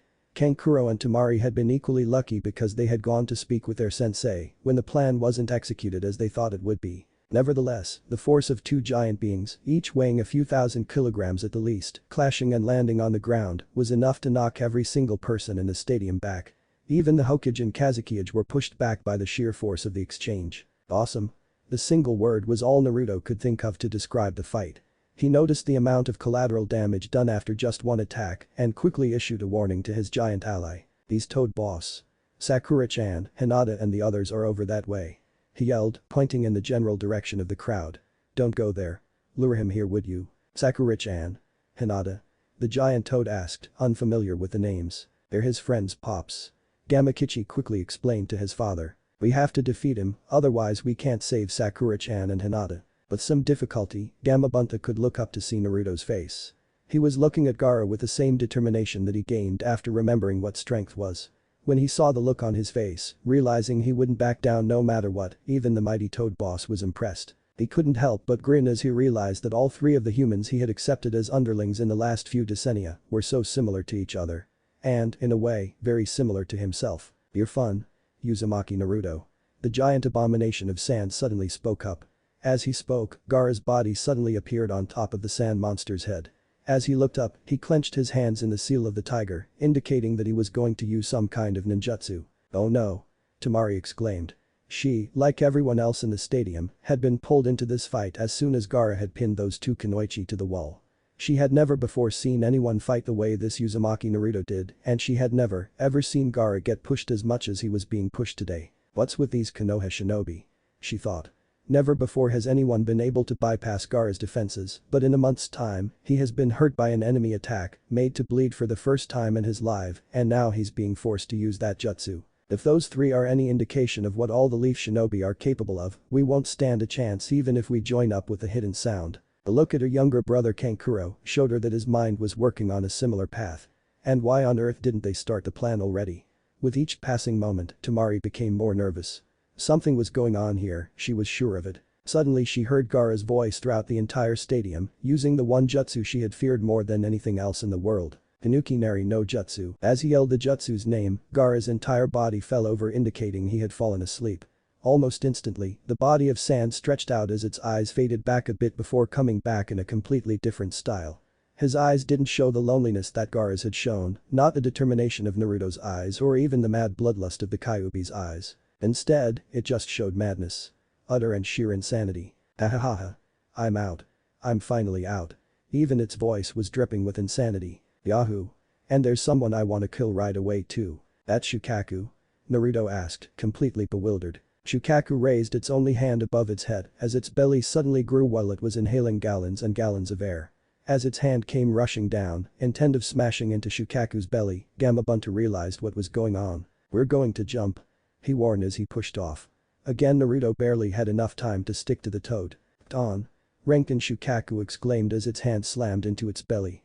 The result was that all the air he had breathed in, mixed with his chakra, came shooting out at a tremendous speed. Even with Gamabunta's jumping power, he had only barely evaded the attack. It instead slammed into the wall behind him, flattening that as well. The explosion caused by the contact between the solid wall and the powerful ball of chakra blasted away a large part of the forest and the road that led up the arena. As another result, there were now two major holes in the walls of the arena, only one part remaining. That part that had been split in two by Gamabunta's dagger. As he was traveling through the air, Gamabunta used his forepaws to form the seal of the tiger as well, focusing a large amount of chakra into his mouth. I can see you. Renkin. Shukaku exclaimed, turning around and firing his signature move again. Suiton. Tepodama. The equally large toad answered. A large ball of water shot out of its mouth, meeting with the ball of condensed air halfway. As the two large balls, one of wind and the other of water, crashed into each other, Sasuke realized something. This fight is incredible. It's more like a storm than a fight. Naruto, just how strong are you? Amazing. Ino said, looking at the fight with admiration. Indeed. A soft voice spoke up from behind them. Lee recognized the voice and turned around to see his own rival, Hyuga Neji, standing there, his eyes focused on the fight. I can't believe he was holding back this much against me. I'm amazed at just how strong this person is. The Hyuga said, earning him a few strange looks from the rookies. It didn't work. Naruto stated the obvious. I know. The annoyed answer from the giant toad came. Before Shukaku could aim another attack, Gamabunta instantly pushed up and turned in midair. Shukaku turned towards him again, and their voices sounded throughout the arena once again. Tepodama. Rankton. This time, Gamabunta and Shukaku both shot out multiple orbs, hoping to get past the other's attack. However, Shukaku had shot one more attack, resulting in him gaining revenge for his arm. The orb crashed into the mighty toad, the power of it causing him to fall on back to the ground, covered in smoke. Hell yeah. I did it. He's dead. I killed him. I killed him. Shukaku shouted in glee, his voice sounding throughout the entire village of Konoha. He had even started swinging his arm and body around in some mad parody of a victory dance before Gamabunta's voice was heard again. The asshole. You pumped so much chakra into that attack that it hurt as hell. The toad yelled in anger as he charged out of the smoke. He turned his attention to Naruto instead, explaining his battle plan to him. With his size and voice, it would have been useless to try and surprise his opponents anyway, but Gamabunta didn't care about that at all. Even I can't take too many of those. So instead, we're going to have to get Shukaku out of the fight right now. What are we going to do? Naruto asked. We'll get close to this asshole and stop him in his tracks. We'll do it while his guard is down. I'm asking you, what are we going to do? I'm a toad, so I have no fangs or claws or anything, meaning I can't hold him down, so we're going to use Henge no Jutsu into something that does have them. That's where I'm going to need your help. I can't use Henge, so you're going to use a combination Henge for both of us. I'll lend you my chakra, cause you're probably out after summoning me. Even in his entire explanation, he never stopped rushing forward. Shukaku was standing just outside of the walls, through the hole that his arm had made after being severed.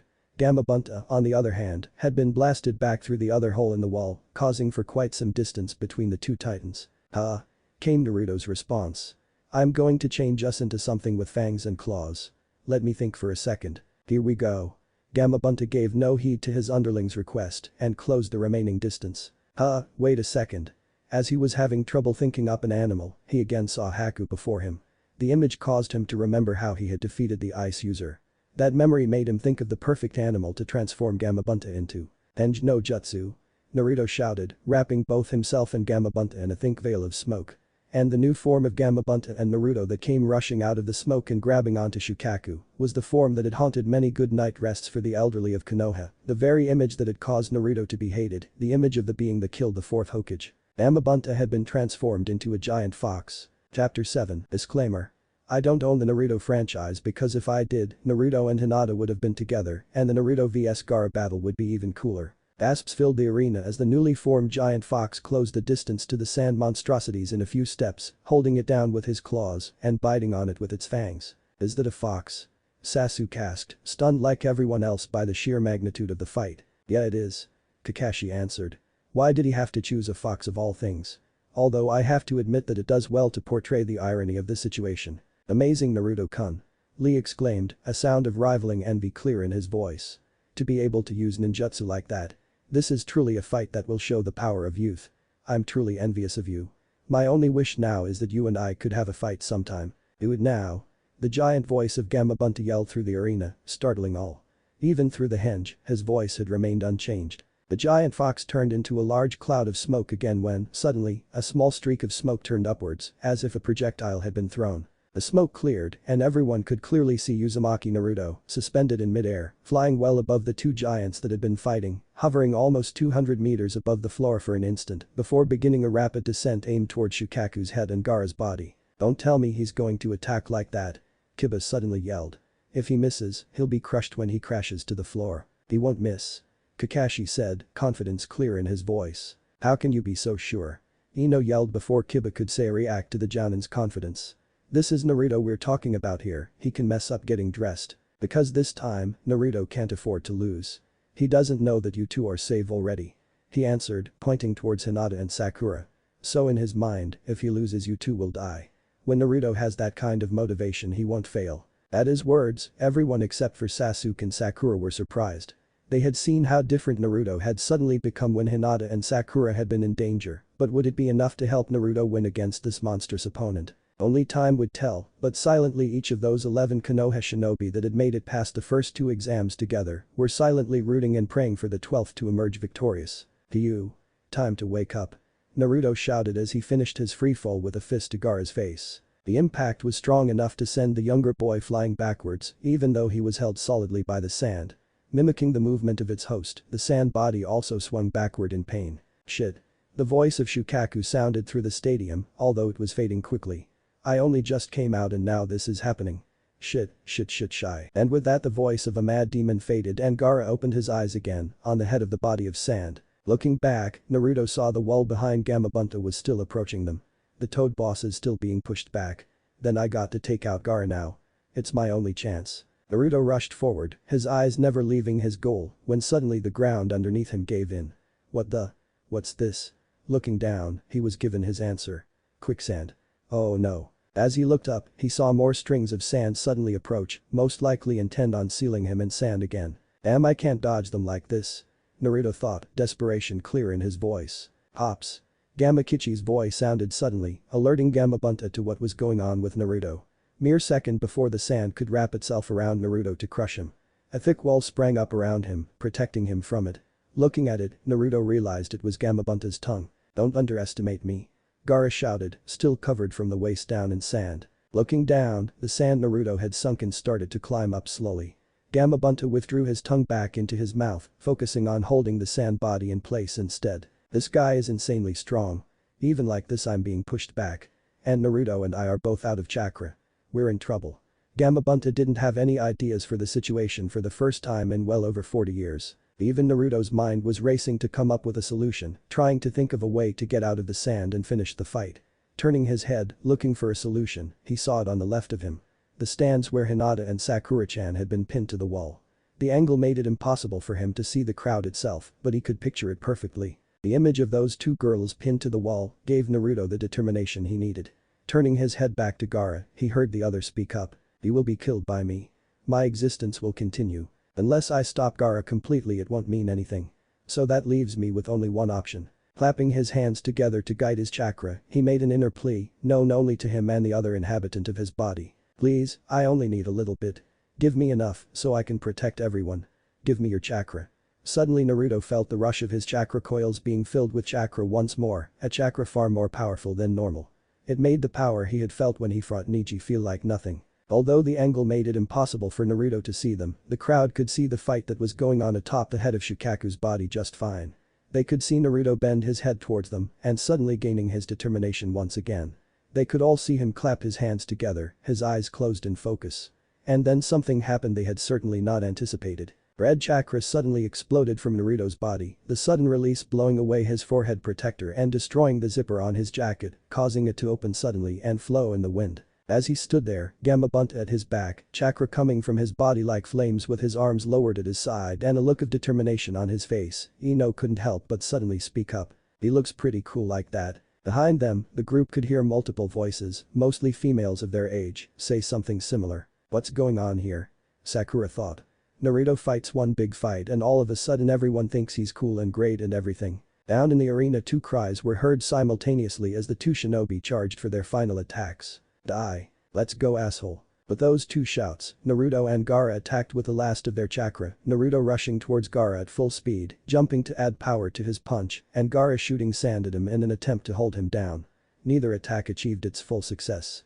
Naruto had evaded most of the sand when he jumped, but it had still grabbed him at his limbs, holding him in midair. Desperate to hit Gaara and save his friends, Naruto quickly gave Gaara a headbutt. His body still infused with Kyuubi's chakra made the simple maneuver more powerful than it would have been normally, and without Gaara's armor of sand, it was enough to damage Gaara's brains almost directly, messing up his chakra control. At one instant where it was gone, caused the giant sand body to suddenly crack as well, being reduced to normal sand as it fell down to cover the arena. Too tired to move and his muscles feeling all the strain, Naruto couldn't do anything as he fell down when Shukaku's body disappeared. Seeing his job done, Gamabunta had no choice but to go back to his own world. He didn't have enough chakra left to stay behind. "Amakichi. We're going home," he announced to his son, sitting on his head safe and sound. "Sure thing, Pops," came the response. When Gamabunta poofed away, Naruto and Gaara were both till falling down, just a little higher than the roofs covering the crowd from rain normally. Today the roofs had also served to protect them from powerful water and wind elemental ninjutsus. When Gamabunta teleported back to his own dimension, the resulting explosion caused Naruto and Gaara to be blown away, each of them landing mere inches away from Gamabunta's blade, standing atop the hall that they had once stood on, waiting for their matches to begin. Looking at each other, they both breathed hard. They were both at their limit, having no more chakra left. "After all this, I feel really empty, completely exhausted." "You too, right? I'll probably be at my limit with this final attack," Naruto said, gaining the attention of Gaara and the entire crowd again. "You and me, we're the same. So let's end this with one final attack." They both stood up slowly, nodding towards each other. Their eyes were locked, neither looking back. Loneliness and solitude looked into warmth and determination. Their bodies tensed up, preparing for the signal to go. Suddenly Gamabunta's dagger poofed away, following its owner. The instant it happened, both boys jumped, aiming towards each other. Before anyone could really see what was going on, the two connected, Naruto's fist the first one to strike its mark. As they saw Gaara's body fly through the arena, falling the last few meters down to the ground, almost everyone that lived in Konoha let out a breath they didn't realize they had been holding. Sakura and the others were still looking worried, their concern obvious for the well-being of Naruto. Even Sasuke's eyes were searching through the smoke feverishly to try and find a mark of his teammate. Neji was the first one to find him, even without using his Byakugan. "There." The young Hyuga almost yelled, his voice near ecstatic, as he pointed to a second small line of smoke. As one, all the heads of the remaining 10 children and 2 adults turned to the area he was pointing at. They saw it now too, a small line of smoke descending from the large cloud, meaning a weight was falling down there. Before they could move to catch him, Naruto crashed to the ground as well, not even 20 meters away from his nemesis. Neither boy had made a move to catch themselves from the fall, but every single person in the stadium knew why. They had both reached their limits and then went even further. Their bodies just couldn't move anymore out of sheer exhaustion. "What?" Gaara thought. "This can't be happening. What am I feeling? Is this really all pain? How can someone feel so much pain at once? And what is this darkness that I keep seeing? It almost feels like the Tanukanara no Jutsu." Never having been in such pain before, Gaara was confused as to what was going on. Trying to move around, his head fell to the side. From the side he could see something that he would forever remember as one of the most scary things he had ever seen. "That's impossible. I hit him far more than he hit me, his body must be in much more pain. So why can he still move?" Over at his side, Naruto was doing slowly, inch by inch, dragging himself forward on the ground.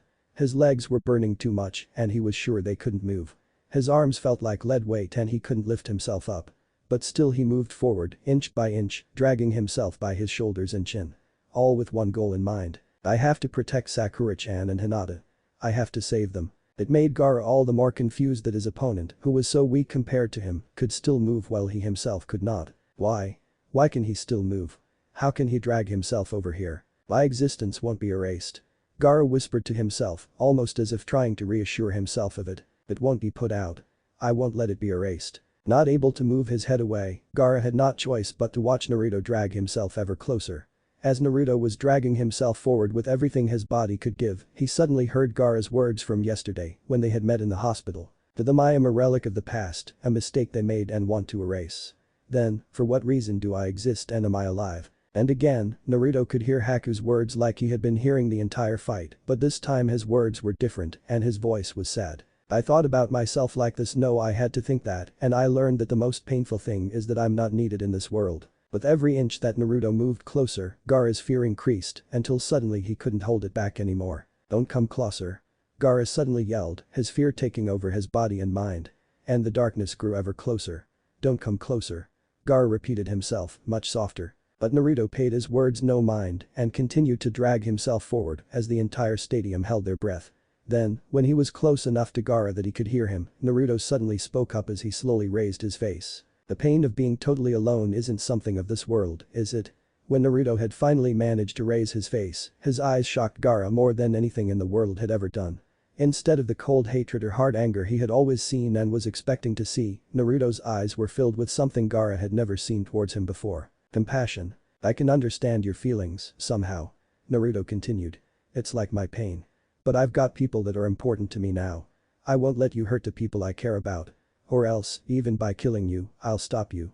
As he said the last part, Gaara saw strength return to his eyes once again, and his pupils suddenly looked like splits, as if he was looking at an animal's eyes. When he saw those eyes, so misshapen for human eyes, Gaara realized what Naruto was talking about when he said they were the same.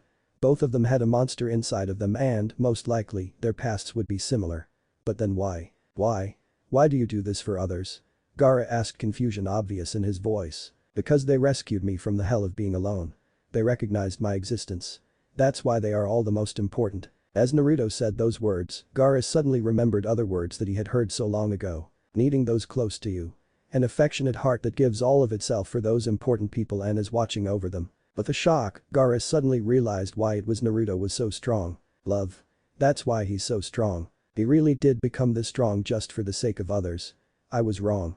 Compared to him, who fights for the sake of others, I am weak after all. That is why everything keeps getting darker. Up in the stands, Temari, Kankuro and Baki had been through a series of things that they would have never expected to happen. Gaara had been defeated, brought up to the point where he could not move his body, and then suddenly Gaara had started shouting in fear of his opponent. And his opponent had simply raised his head and talked to him. Everyone in the stadium had heard the words that were exchanged, but the three Suna shinobi saw the change it gave on Gaara's face. Before they could even begin to identify what the change would mean, Baki shot up and yelled. Shit. He's going to pass out. What? Kankuro yelled. Looking down, they saw it. Gaara's eyes were closing as his head was falling to the side. Oh no. If Shukaku comes out when Gaara's asleep, he'll also come out when he passes out. Gaara's eyes fell shut as his head fell to the side, motionless. He stayed laying there for a second before suddenly his eyes shot open with a look of madness and a mad grin spread on his face. As he spoke up, everyone in the stadium recognized the voice they heard, even though it was not from the sand boy. Hahaha. I'm back again.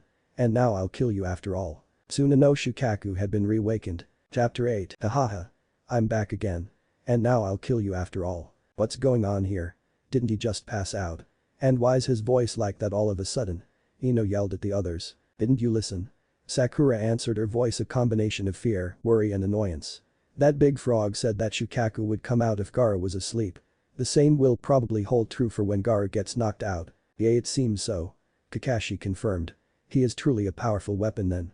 If he is near defeat and passes out like most humans, he'll become even more powerful. The sand knew what they were doing when they made him a jinchuriki. Shukaku, why are you out again? What happened to Gaara?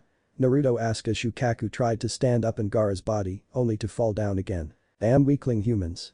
Don't hold me back like this. Shukaku yelled as he began to force more chakra through Gaara's body. All the sand around him began swirling up again as proof, while Shukaku could slowly start getting back up.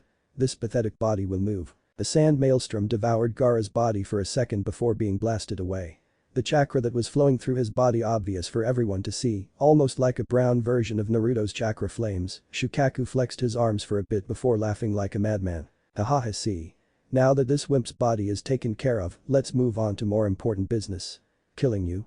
As he said the last part, Shukaku pointed a finger towards Naruto's body as he slowly started walking towards it. Bastard. Let Gaara go.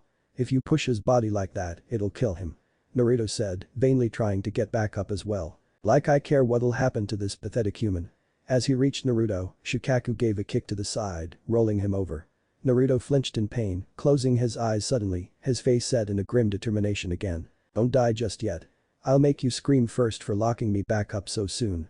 Shukaku's voice was near ecstatic as he raised one foot and slammed it down on Naruto's throat. As Naruto was moving underneath his foot, his grin only kept increasing and he only kept upping the pressure he was giving. Come on, asshole. Scream. Kakashi, you have to do something. He's killing Naruto. Sasuke was the first one to find his voice again, everyone shocked by the show of brutality Shukaku was displaying.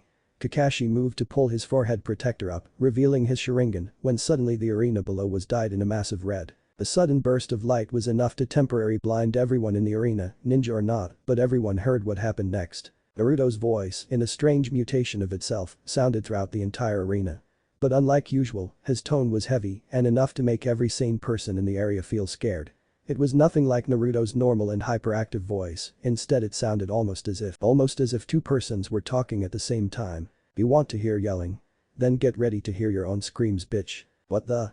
Shukaku was not allowed to finish his sentence before he was blown away by Naruto. The instant the sand demon had raised his foot, preparing to slam it down and crush Naruto's windpipe, the blonde's body nearly exploded with chakra, enough to fill the entire arena up and blind everyone for a second, even Shukaku. Because of that, he could not see Naruto stand up or the transformation his face had undergone. And he certainly couldn't see the fist that had met his jaw, causing him to fly upwards. Naruto suddenly let out a loud, almost feral, roar when everyone recovered from the second that they had been blinded. They either saw Gaara's body, still being possessed by Shukaku, flying at an insane height, or Naruto standing down in the arena, letting out his giant roar. While Shukaku was pumping some more chakra to Gaara's face in order to ensure he could still move, Naruto was having an inner dialogue with his sudden savior. "Why did you suddenly do that?" Naruto asked. "Be quiet, kid. If I hadn't interfered when I did, you would have died. And if you die, so do I. It's the only reason I even let you use my chakra, so I can stay alive. But how did you take over my body?" Naruto was getting worried. Everyone would have seen that small instance that he had lost control, and he was sure it would not end pretty. "I can tell you exactly why I could save you but can't control you, but with your brains you wouldn't understand. It comes down to this, because my seal is different from Shukaku's. I can't control your body, but you can use my chakra. But there's a fail-safe to ensure we both stay alive as long as needed. I can control the chakra I give out to your body for a bit, so if you're not conscious or are in extreme danger, I can move your body for a short time. Understand? I guess. So you can't control me as long as I'm conscious and not in any big trouble. That's reassuring to know." Naruto gave a sigh. He couldn't be taken over by the fox after all. Then his mind set back on the problems he was currently having in the real world. "Oh yeah. Hey fox, give me as much power as you can." "What?" the giant fox said, his voice giving away his surprise at the statement. "I need to fight a bit longer against Shukaku to save everyone, but my body can't move on its own. I'll need your chakra so I can move, and I need to be as strong as possible, so give me all the power you can." "Fine kid. Just make sure you don't die from your own actions then. You humans are so weak after all." Before Naruto could give a smart answer, his body was again wrapped in red chakra, much like a few days before when he had first met the fox face to face. But this time, he felt much more powerful. He could feel the demon fox's chakra coursing through his body, restoring some energy to his muscles and increasing the strength of everything in his body, from his fingers to his toes, his heart and even his brains were no exception. He could even feel the changes occur in his body, slight as they were. When Naruto opened his eyes, he was almost stunned by what he was seeing. Everything he saw was much brighter than before and he could see much better. He could see the hairstyle from every single person in the crowd in detail, he could see every hair on Gaara's body, and he could simply see much further than before. Looking at his hands and feet, he saw the way his nails had grown to form a sort of claws out of his feet. Even through his shoes, he could feel every single grain of sand move underneath his feet, he could feel the direction of the wind by the hairs on his skin. Taking a deep breath, he smelled the different scents everyone in the immediate area was giving off. He could smell the fear everyone had been experiencing, the anticipation they had, and even that at least one person in the stadium had wet himself at one point. "Wow," he thought, trying to understand his new perceptive abilities. "This feels weird. My senses are improved beyond belief." Again he took a deep breath, smelling everything around him again, before turning his attention towards Shukaku, who was still flying in the sky above him. "Now that I'm ready," he thought to himself, "let's get started." As soon as he finished yelling, Naruto pushed off. With Kyuubi's chakra the only thing in his circulation system, the force of the push-off was much greater than normal, causing the sand around him to be blown away as he closed the distance with Gaara's body in less than a second. "Warg." Again Naruto let out a feral roar as he sent his punch to his opponent. Not assuming Naruto's strength to be as high as it was, Shukaku couldn't defend from the punch as it sent him crashing into one of the stadium walls, hard enough to create a crater he was stuck in. In response, Shukaku raises his arms, his palms going for the sky. At the silent command, a pillar of sand shot up from the arena and slammed straight into Naruto, causing him to be pushed up even higher into the sky. As the pillar fell back to the ground, Naruto came crashing down as well, although he was controlling his body's direction, aiming it at Shukaku. The sand demon moved his possessed body away just in time to avoid the wall-shattering punch Naruto had thrown. In response, he punched Naruto in the face. The instant his fist made contact, the sand on his body reformed the monstrous limbs that Gaara had wielded no more than 20 minutes ago. The giant arm not only pushed Naruto back upon contact, but it also increased his power beyond.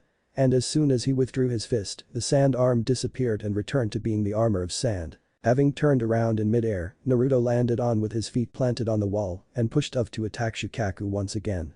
He landed a few feet before his opponent and, with a short but fast dash, closed the distance to give him a strong right hook. In the same time, Shukaku quickly regrew his tail for a second and slammed Naruto with it. The tail slam and right hook caused both fighters to fly across the arena, going straight towards the crowded stands. While Shukaku crashed into one of the pillars, Naruto was sent flying into the lower walls, a bit below his opponent and still in front of the crowds. Always one to get back up quickly, Naruto was the first to recover. With his fist at the ready, he charged at Shukaku again. The red-haired and possessed sand shinobi could not react in time and was hit full in the chest. The powerful punch caused the entire pillar his body was still resting against to crack and give way, causing him to fly straight through it and into the wall behind the crowd. "Damn you. Take this." The demon's voice shouted as he stretched both his arms out, regrowing his sand limbs and slamming them into the blonde, causing him to be pounded into the ground. "Thanks." Naruto responded as he got up. "Now here's my return gift." With a short dash and a jump, Shukaku's face got intimately familiar with Naruto's knee. As he flew back, he quickly raised his own leg up, again with the sand to increase its power, and slammed Naruto into the ceiling. As the two boys continued their brutal exchange 40 meters away from them, all the remaining shinobi of the Konoha teams that made it to the finals were getting scared. "What is this?" a confused Ino said. They were both out for the count a minute ago, but suddenly they're fighting more intense than ever. And their attacks look like they deal a lot more damage too.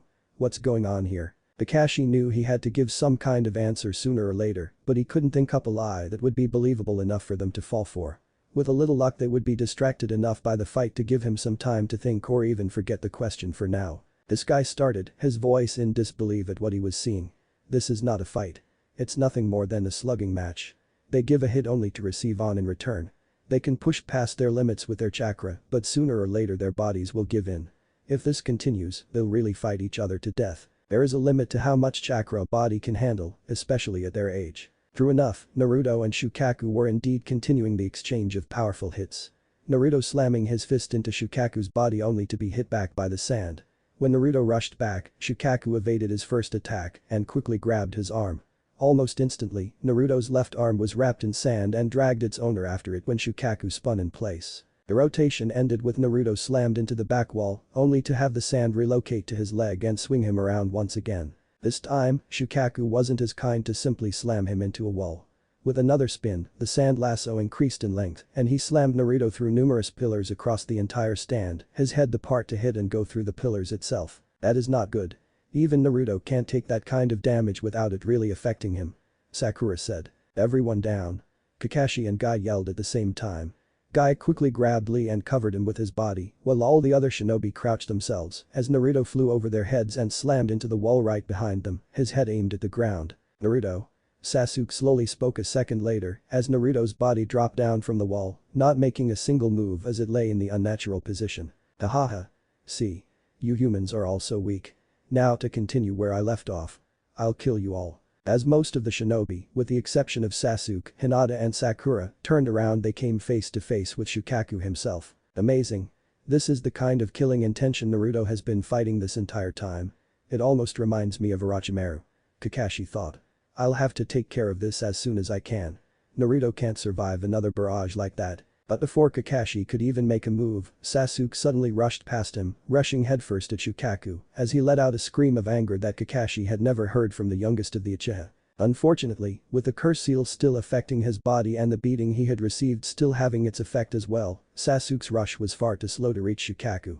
He was met with a large sand fist and slammed back into the wall. Pathetic. But if you want to die that badly, I'll gladly help you out. Sasuke-kun. Sasuke.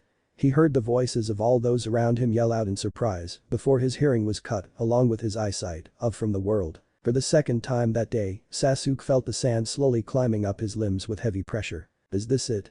Sasuke thought as his body lost the ability to move. Am I really going to die now? Sasuke-kun.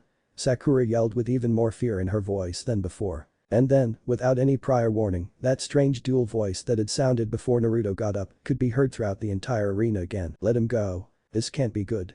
The third Hokage was getting worried about the amazing and almost inhuman fight that was going on down in the arena. This is the second time that Naruto almost loses control.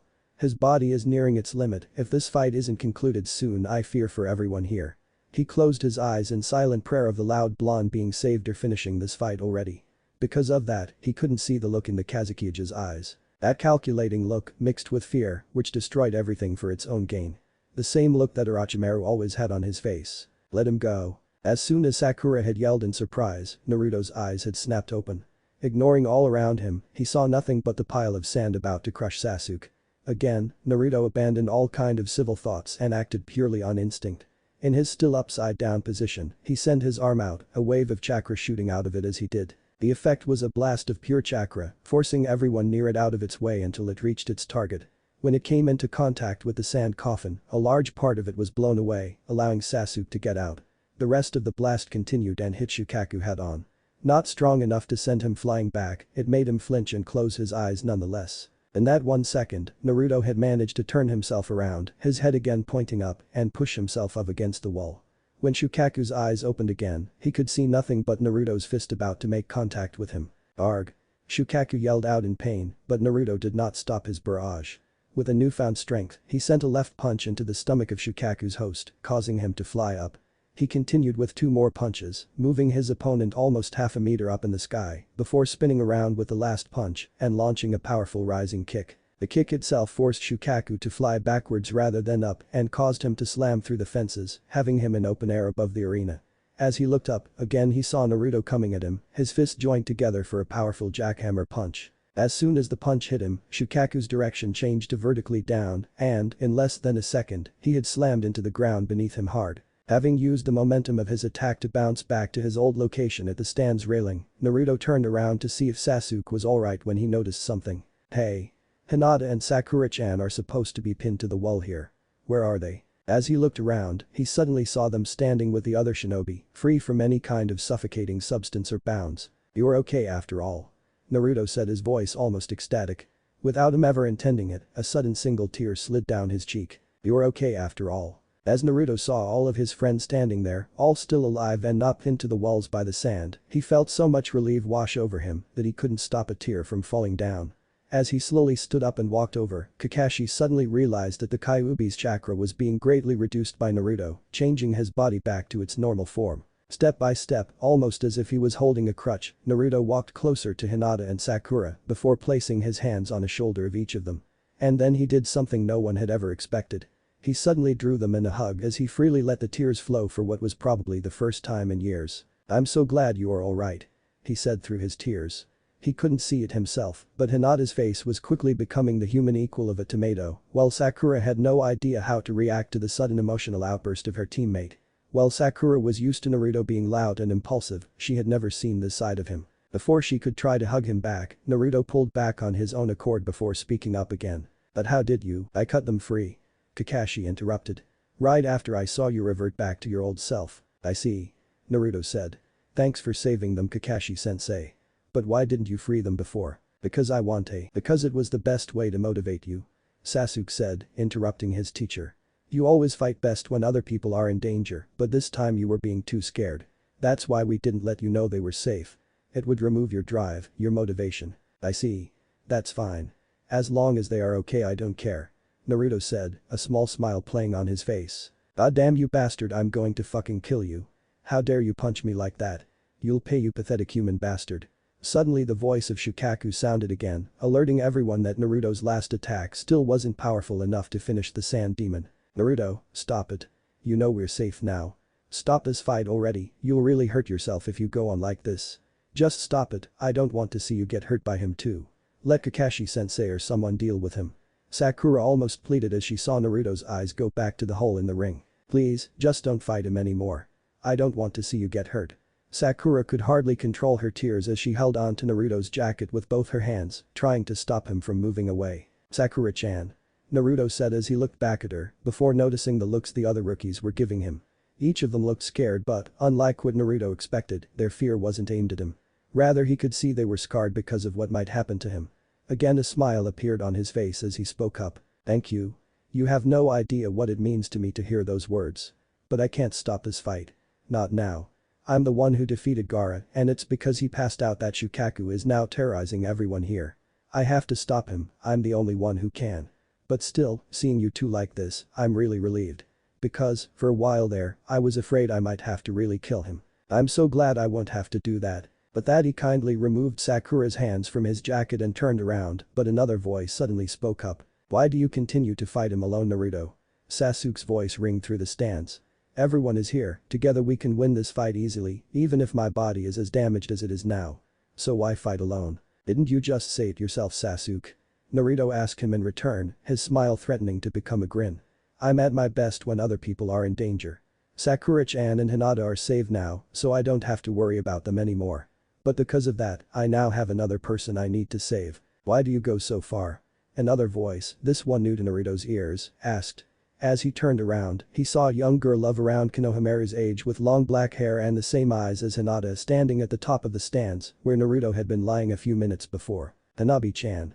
Hinata's voice was one of complete surprise as she recognized her sister. Unfazed by her sister's voice, Hanabi asked her question again. Why do you go so far? This fight could have ended a long time ago if you let others interfere. Why do you insist of risking your life for something this stupid? Why risk your life for an enemy? Because I don't want to see anyone die. Naruto answered. And besides that, he and I are similar. There is only one difference between us and I want to see for myself whether or not I was right. That's why. Without giving further explanation, Naruto turned away before yet again a voice spoke up. Wait, Naruto. This time it was his last opponent, Hyuga Neji, who had called out his name. Will you people stop interrupting me already? I'm trying to finish a fight here. Naruto suddenly yelled, irritated. Stunned by the sudden outburst of Konoha's most unpredictable shinobi, it took everyone a few seconds to find their voices. It was Neji who spoke up first. Just listen for a second, I won't tell you to stop the fight, I just want to warn you about something important. With the kind of chakra output you two are using, it won't take long at all for your bodies to be unable to keep up. I've been watching this fight since you and your frog sent a dagger flying through the infirmary, and with my Byakugan, I can see that your body is at its limit. The same holds true for him. So, what does that matter? We're already both passing our limits, who cares if we go on a little further? You're an idiot. The genius Hyuga replied.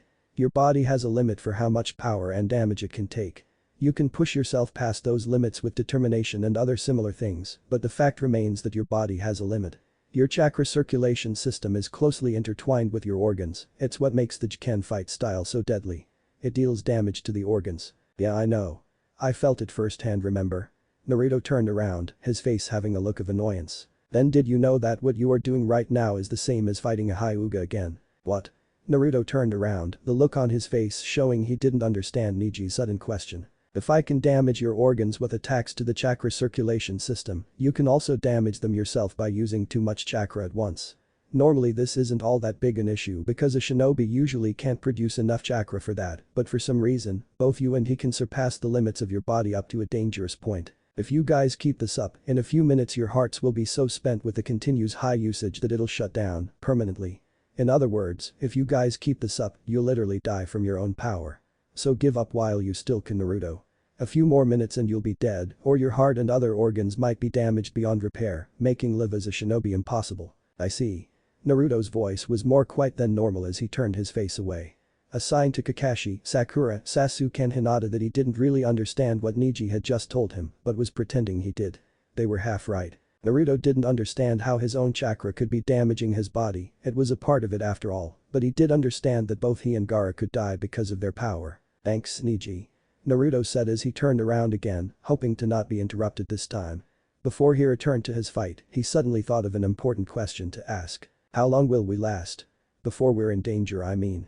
Neji, activating his Byakugan, took a few seconds to look around, focusing his sight on both Naruto and Gaara before answering. But the level of chakra he is using, I think he may have about 4 or 5 minutes before his body is damaged beyond recovery, probably 5 or 6 minutes until he dies. In your case, with the level you were using a minute ago, you probably have 5 or 6 minutes before your organs are damaged badly, maybe 6 or 7 minutes before you die. But I'm no doctor and I don't know much about either anatomy or physiology. I'm taking a guess on what I see here. Okay, got it. So I'll have to defeat him within 5 minutes, right? No problem. Giving one of his trademark confident grins over his shoulder, Naruto suddenly dashed away from his friends and jumped. While still in the air, he crossed his arms in front of his face as he let even more of Kyuubi's chakra course through his circulation system.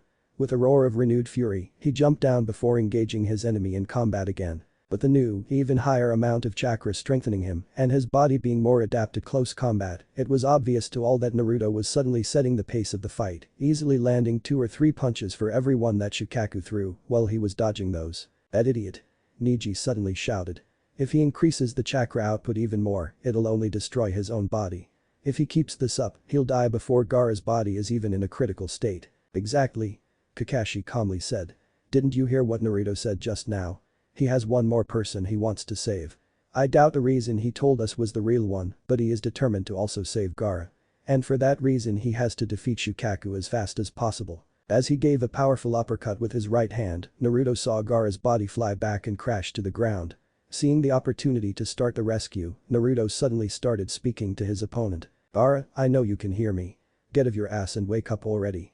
You're already waking up, so push back this damn raccoon or you won't survive. Will you shut up already? Shukaku shouted as he pushed his arm forward, the sand instantly gathering around it, making it appear like Shukaku's limbs instead of Gaara's. Naruto raised his left and caught the demonic arm with it, not even being pushed back.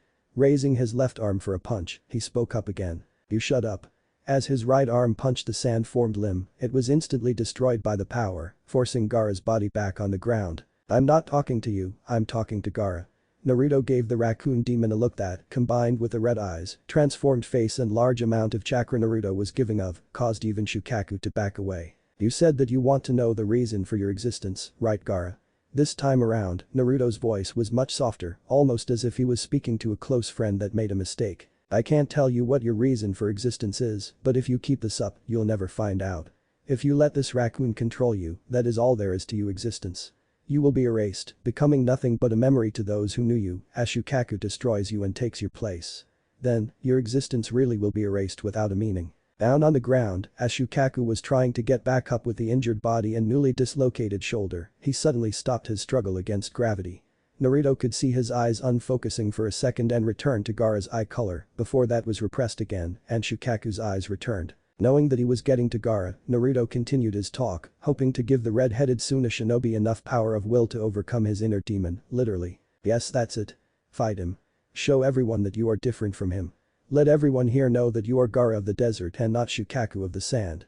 Show them you are a human and not a demon. Prove to everyone here that your existence is your own and not that of the demon inside of you. As he spoke, he saw that Shukaku was having more and more problems suppressing Gaara's personality, struggling to contain control. Alright, it's working. What is Naruto trying to do? How on earth is talking suddenly going to help after that beating he got? If anything, Naruto has been making sure that Gaara is still knocked out. Kiba yelled at no one in particular. He's trying to make Gaara break free of Shukaku's control. Guy answered before Kakashi had a change. Haha, take that my eternal rival. You are not the only one who can understand your students' motivations. The control that Shukaku has on Gaara right now is probably somewhat similar to a jinjutsu, am I right Kakashi? Guy needed the confirmation of his rival because he himself could not see the chakra flowing through the bodies of those boys who were fighting. How on earth is having a freaking raccoon demon control your body a jinjutsu? Kiba shouted in return. Kiba, you know how a jinjutsu works right? Shikamaru asked before any of the jounins could answer. At the dog user's sudden silence, Shikamaru gave a sigh. Listen up and do your studies from now on. It's troublesome to explain everything all the time.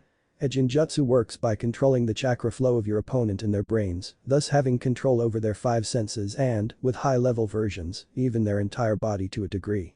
Following so far. At the confirming nod, Shikamaru continued. The chakra flows through your entire body and, as Niji just said, it also passes all of your organs, brains included. That means that with enough chakra you can influence your brain's capacity. And an enemy can control everything you think, see, feel, smell, taste and whatnot. So, what Guy Sensei is trying to say is that Shukaku is controlling Gaara in a similar way. The chakra he is forcing through Gaara's body is most likely suppressing his personality and controlling his body by force. So that means you can break that control the same way you can with any jinjutsu. Either you get hurt enough to break the trance, disrupt the chakra flow for a second, or forcefully break yourself out of it with pure will. But with that last one, you'll have to be a lot better than your opponent. He really knows his stuff. Kakashi thought as Shikamaru explained. In terms of knowledge he is probably on the same level as Sakura, but it looks like he also has expert analytical abilities.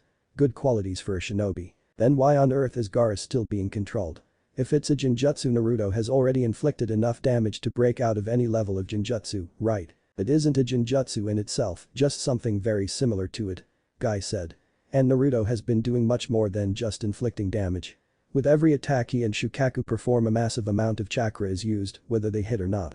In this entire fight, Naruto has been causing both damage to Gaara's body and severely reducing Shukaku's chakra to make it easier for Gaara to break free. Quite the battle plan indeed. It would seem that, right from the start, your student has been aiming for this. I doubt that. Kakashi simply said, dismissing the praise Guy was giving Naruto. It's true that the fight had those effects, but this is Naruto we're talking about. I'm pretty sure he doesn't even understand that he has to break something similar to a high-level genjutsu. He's just doing what he does best. As Kakashi didn't give an additional explanation, Lee asked the question that was bothering them all. And that is, motivating and changing people. Meanwhile, down in the ring Gaara's body was twitching and rolling around, both hands gripping the head as if he was experiencing a massive headache. Get out of my head. Gaara's voice was speaking slowly, struggling to remain in control.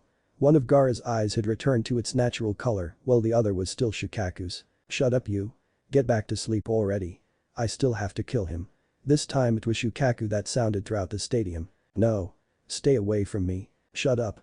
I'm out for the first time in so long, I'm not going to be pushed back so easily. As the two voices' argument continued, the sand around Gaara rose up slowly, falling back periodically as Gaara was in control, but it was obvious that the same sphere of sand that had protected Gaara against Sasuke's attacks was being reformed. Damn that brat. Shukaku thought. If he pushes this body a little further I really won't have hold over it anymore. I need to regain my hold over him and then I'll kill him for sure. Naruto. Kakashi suddenly yelled throughout the arena. He's trying to buy enough time to regain his hold over Gaara's body. Don't let Shukaku get away. You're close to finishing this fight, all you need is one more push. Naruto instantly rushed towards the still open parts of the orb, but Shukaku managed to close it just in time to stop Naruto from attacking him. The look he shot Naruto the last second before the orb closed around him was nothing short of manically, enough to send shivers down any sane man's back. Naruto, however, simply stared back at him as he came up with a new plan. With Kyuubi's chakra flowing throughout his entire body, brains included, he remembered everything that had happened in his fights with Haku and Orochimaru, and he already had a move up his sleeve that he could use to finish this once and for all. Turning around, Naruto took a dash away from Gaara and Shukaku, landing up on one of the walls in a similar pose that Sasuke had took before activating his Chidori. Naruto's left hand gripped his right at the wrist as he forced almost all the chakra in his body to his arm. Kakashi, don't tell me you also taught him how to. No guy I didn't. I only taught the Chidori to Sasuke because it's too dangerous to use without the Sharingan. But, from the looks of it, this attack is not the same.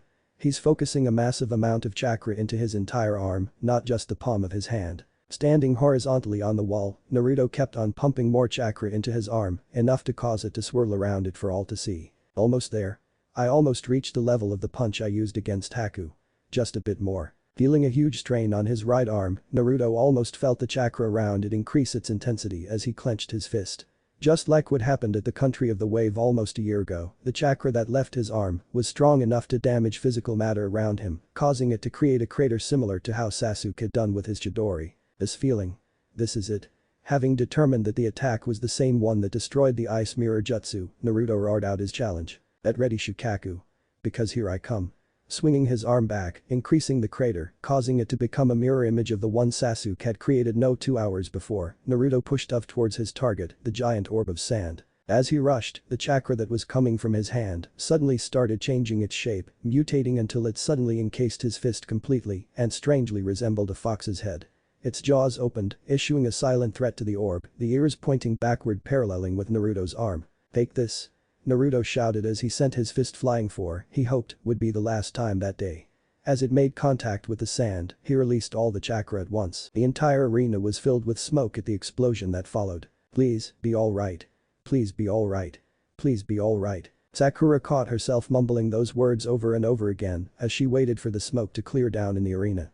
Next to her, Hinata was quietly speaking Naruto's name as she continued to look through the smoke with her Byakugan. All the others were watching intensely, hoping to find a glimpse of the blonde loudmouth as well, but the smoke was just too thick. If that idiot managed to get himself killed with his own attack, I'm going to get seriously pissed off at him. Kiba yelled, concern obvious on his face. Slowly, the wind was carrying away the smoke as all people in the stadium were quickly focusing on finding the two shinobi. Where are they? Do you see him? What happened down there? All throughout the stadium various shouts were coming, most of them exited or concerned. As the smoke was finally fully cleared, they could all see the huge crater that had suddenly appeared in the center of the arena, its deepest point right at the point where Shukaku had raised his sand orb. Don't tell me they really did die. This time it was Ino who was shouting in fear and concern as she continued to search through the battlefield below. Over there. Sasuke suddenly pointed at one of the walls that were still standing after the titanic battle that had occurred. At the base, a small crater had been formed with one person sitting in it, the other lying on the ground at his feet, also in a small crater. Looking closer, they saw Gaara, with a new wound on his head and chest, both bleeding slightly, lying on the floor, while Naruto was the one sitting in the crater. The right arm of his jacket and his shirt were completely destroyed in his attack, causing his jacket to hang limply from one arm, as the other one was completely exposed for all to see. As everyone saw the two young shinobi sitting there, silence suddenly returned to the stadium as everyone was tensely waiting for a signal either one of them was still alive. The judge apparently also considered the arena to be a safe place again as he reappeared to check up on both shinobi. When Genma was still walking towards them, Naruto's voice was the one to break the silence again. "Hey Gaara," Naruto started, looking down to see the red-haired shinobi lying at his feet. "Are you still alive?" Each word Naruto spoke came out in great difficulty. "HGN." Gaara slowly opened both his eyes to reveal they had reverted back to their natural color, indicating that Shukaku had finally been suppressed. "That's good." But that, silence reigned once again throughout the stadium as everyone in the stands held their breaths as the judge slowly walked up to the two boys. "Why?" Gaara's broke the silence after almost half a minute had passed, confusion evident in his speech. "I could not control my body, but I could see what was going on. You had multiple chances to kill me, why didn't you do it? You would have been rid of all your problems." Naruto looked at Gaara as if trying to telepathically send him a message. Following that, he looked up at the sky as he tried to think of the reason. "I don't really know why." Naruto simply stated after a few seconds as his eyes returned to look Gaara in the face again. "But if I had to say something, it's probably because you reminded me of my old self." "What are you talking about, Uzumaki Naruto?" Naruto took a long deep breath as he looked down at his feet as if he was embarrassed by what Gaara asked him. In that same pose he suddenly spoke up again. "For as long as I can remember, people have always looked at me so coldly and they always hated me, though I never knew why. I always thought it was because I was all alone, because I had no parents. That's what I thought when I saw all the other kids play with each other and their parents. When I looked at them, I could see the happiness in the eyes of a father watching his son, a mother walking with her daughter, and I could clearly see the cold looks they were giving me when I was near them. Whenever they looked at me with those eyes, I always thought, don't look at me like that. Just don't look at me with those cold eyes." As he continued to look downward, diverting his eyes from both Gaara and everyone else in the stadium, Naruto struggled to keep his tears from flowing out as he remembered those times. "And there was one time, when I was about 8 years old. There was a boy with his father, the father was looking at me with those cold eyes just like everyone else, but I wanted it to stop. I didn't care how, as long as I didn't have to look at those eyes anymore. I really thought, stop looking at me like that or I'll hurt you. Turn your eyes away before I do something I won't forgive myself for later." And even for a second, I really thought about killing him, just to get his eyes away from me. And when I ran towards him, planning to hurt, maybe even kill him, to get rid of those eyes, I tripped. The man and his son were both laughing at me, but I saw his eyes in that one moment. If even it was for only a second, they didn't look as cold anymore. I was really happy. Even if he was laughing at me, his eyes didn't look as cold. It was then that I decided that I'd anything to get rid of those eyes, even if it'd mean making a fool out of myself. I became a clown, just so I could stop people looking at me as cold as before. And even after I joined the Ninja Academy I continued to be a joker, thinking it was the only way to divert those eyes. And then something else happened. As Naruto raised his head to the sky, he had completely forgotten where he was right now. He never realized that almost the entire village was hanging on to his every word as he told his tale. With the exception of my classmate Sasuke, the entire Uchiha clan was killed in a single night. I never really knew what was going on, and I didn't really care either, but after that I realized something. Sasuke was suddenly alone, just like me. And I thought that, like me, he would be hated as well. One day, I was walking past the great Konoha lake at the east of the village and I saw him sitting there on a pier as he was watching over the lake. I wanted to go and speak with him, but as we looked each other in the eye something stopped me. We both gave each other a stupid look, showing that we didn't care at all, and turned our heads away at the same time. But when I looked back at him, he had a smile on his face, and I really couldn't help but grin a bit myself. Even so, I never had a chance to talk to him about being alone, so I waited for him to show up in class again, hoping to talk to him and maybe, just maybe, become friends. I never really got the chance to. Everyone accepted him back like nothing happened, some even hailed him as a hero for surviving. But everyone, no exceptions at all, did the one thing I have always tried so hard to get. They all accepted him, even though he was all alone. It was then that I started to think about being accepted. What was so different from Sasuke and me? Why was it that people would accept him when he was all alone, but they all looked at me like I should just die? I thought about it a lot and in the end I thought that people accepted Sasuke because he was strong. He was from one of the strongest families in the village, even if he was the last remaining one, and he was the one always getting praised by the teachers because he was strong. As I learned more and more, I discovered that there was only one person in the village that everyone respected and accepted without fail. The strongest person in the village. The Hokage. And from that point onward I always started yelling stuff like, I'm going to be the Hokage one day, but actually, I was always lying to everyone, even to myself. My real dream, the real goal I wanted to obtain, was for everyone to accept me, and becoming the Hokage was only my means to an end. And then, when someone finally accepted me, I realized just how good it felt. That feeling I got that everyone else experiences daily, it was definitely the best I ever felt. And I promised to myself that I would never let that feeling of happiness go away, even if it meant I had to die to protect it. Even if I had to die in order to make sure that the people who accepted me, who gave me that feeling of happiness, would survive. At the end of Naruto's story, some of the people in the crowd had lowered their heads, not sure where to look out of shame. But Gaara's eyes were still focused completely on Naruto as his mind raged. This person, he really lived through the same as me.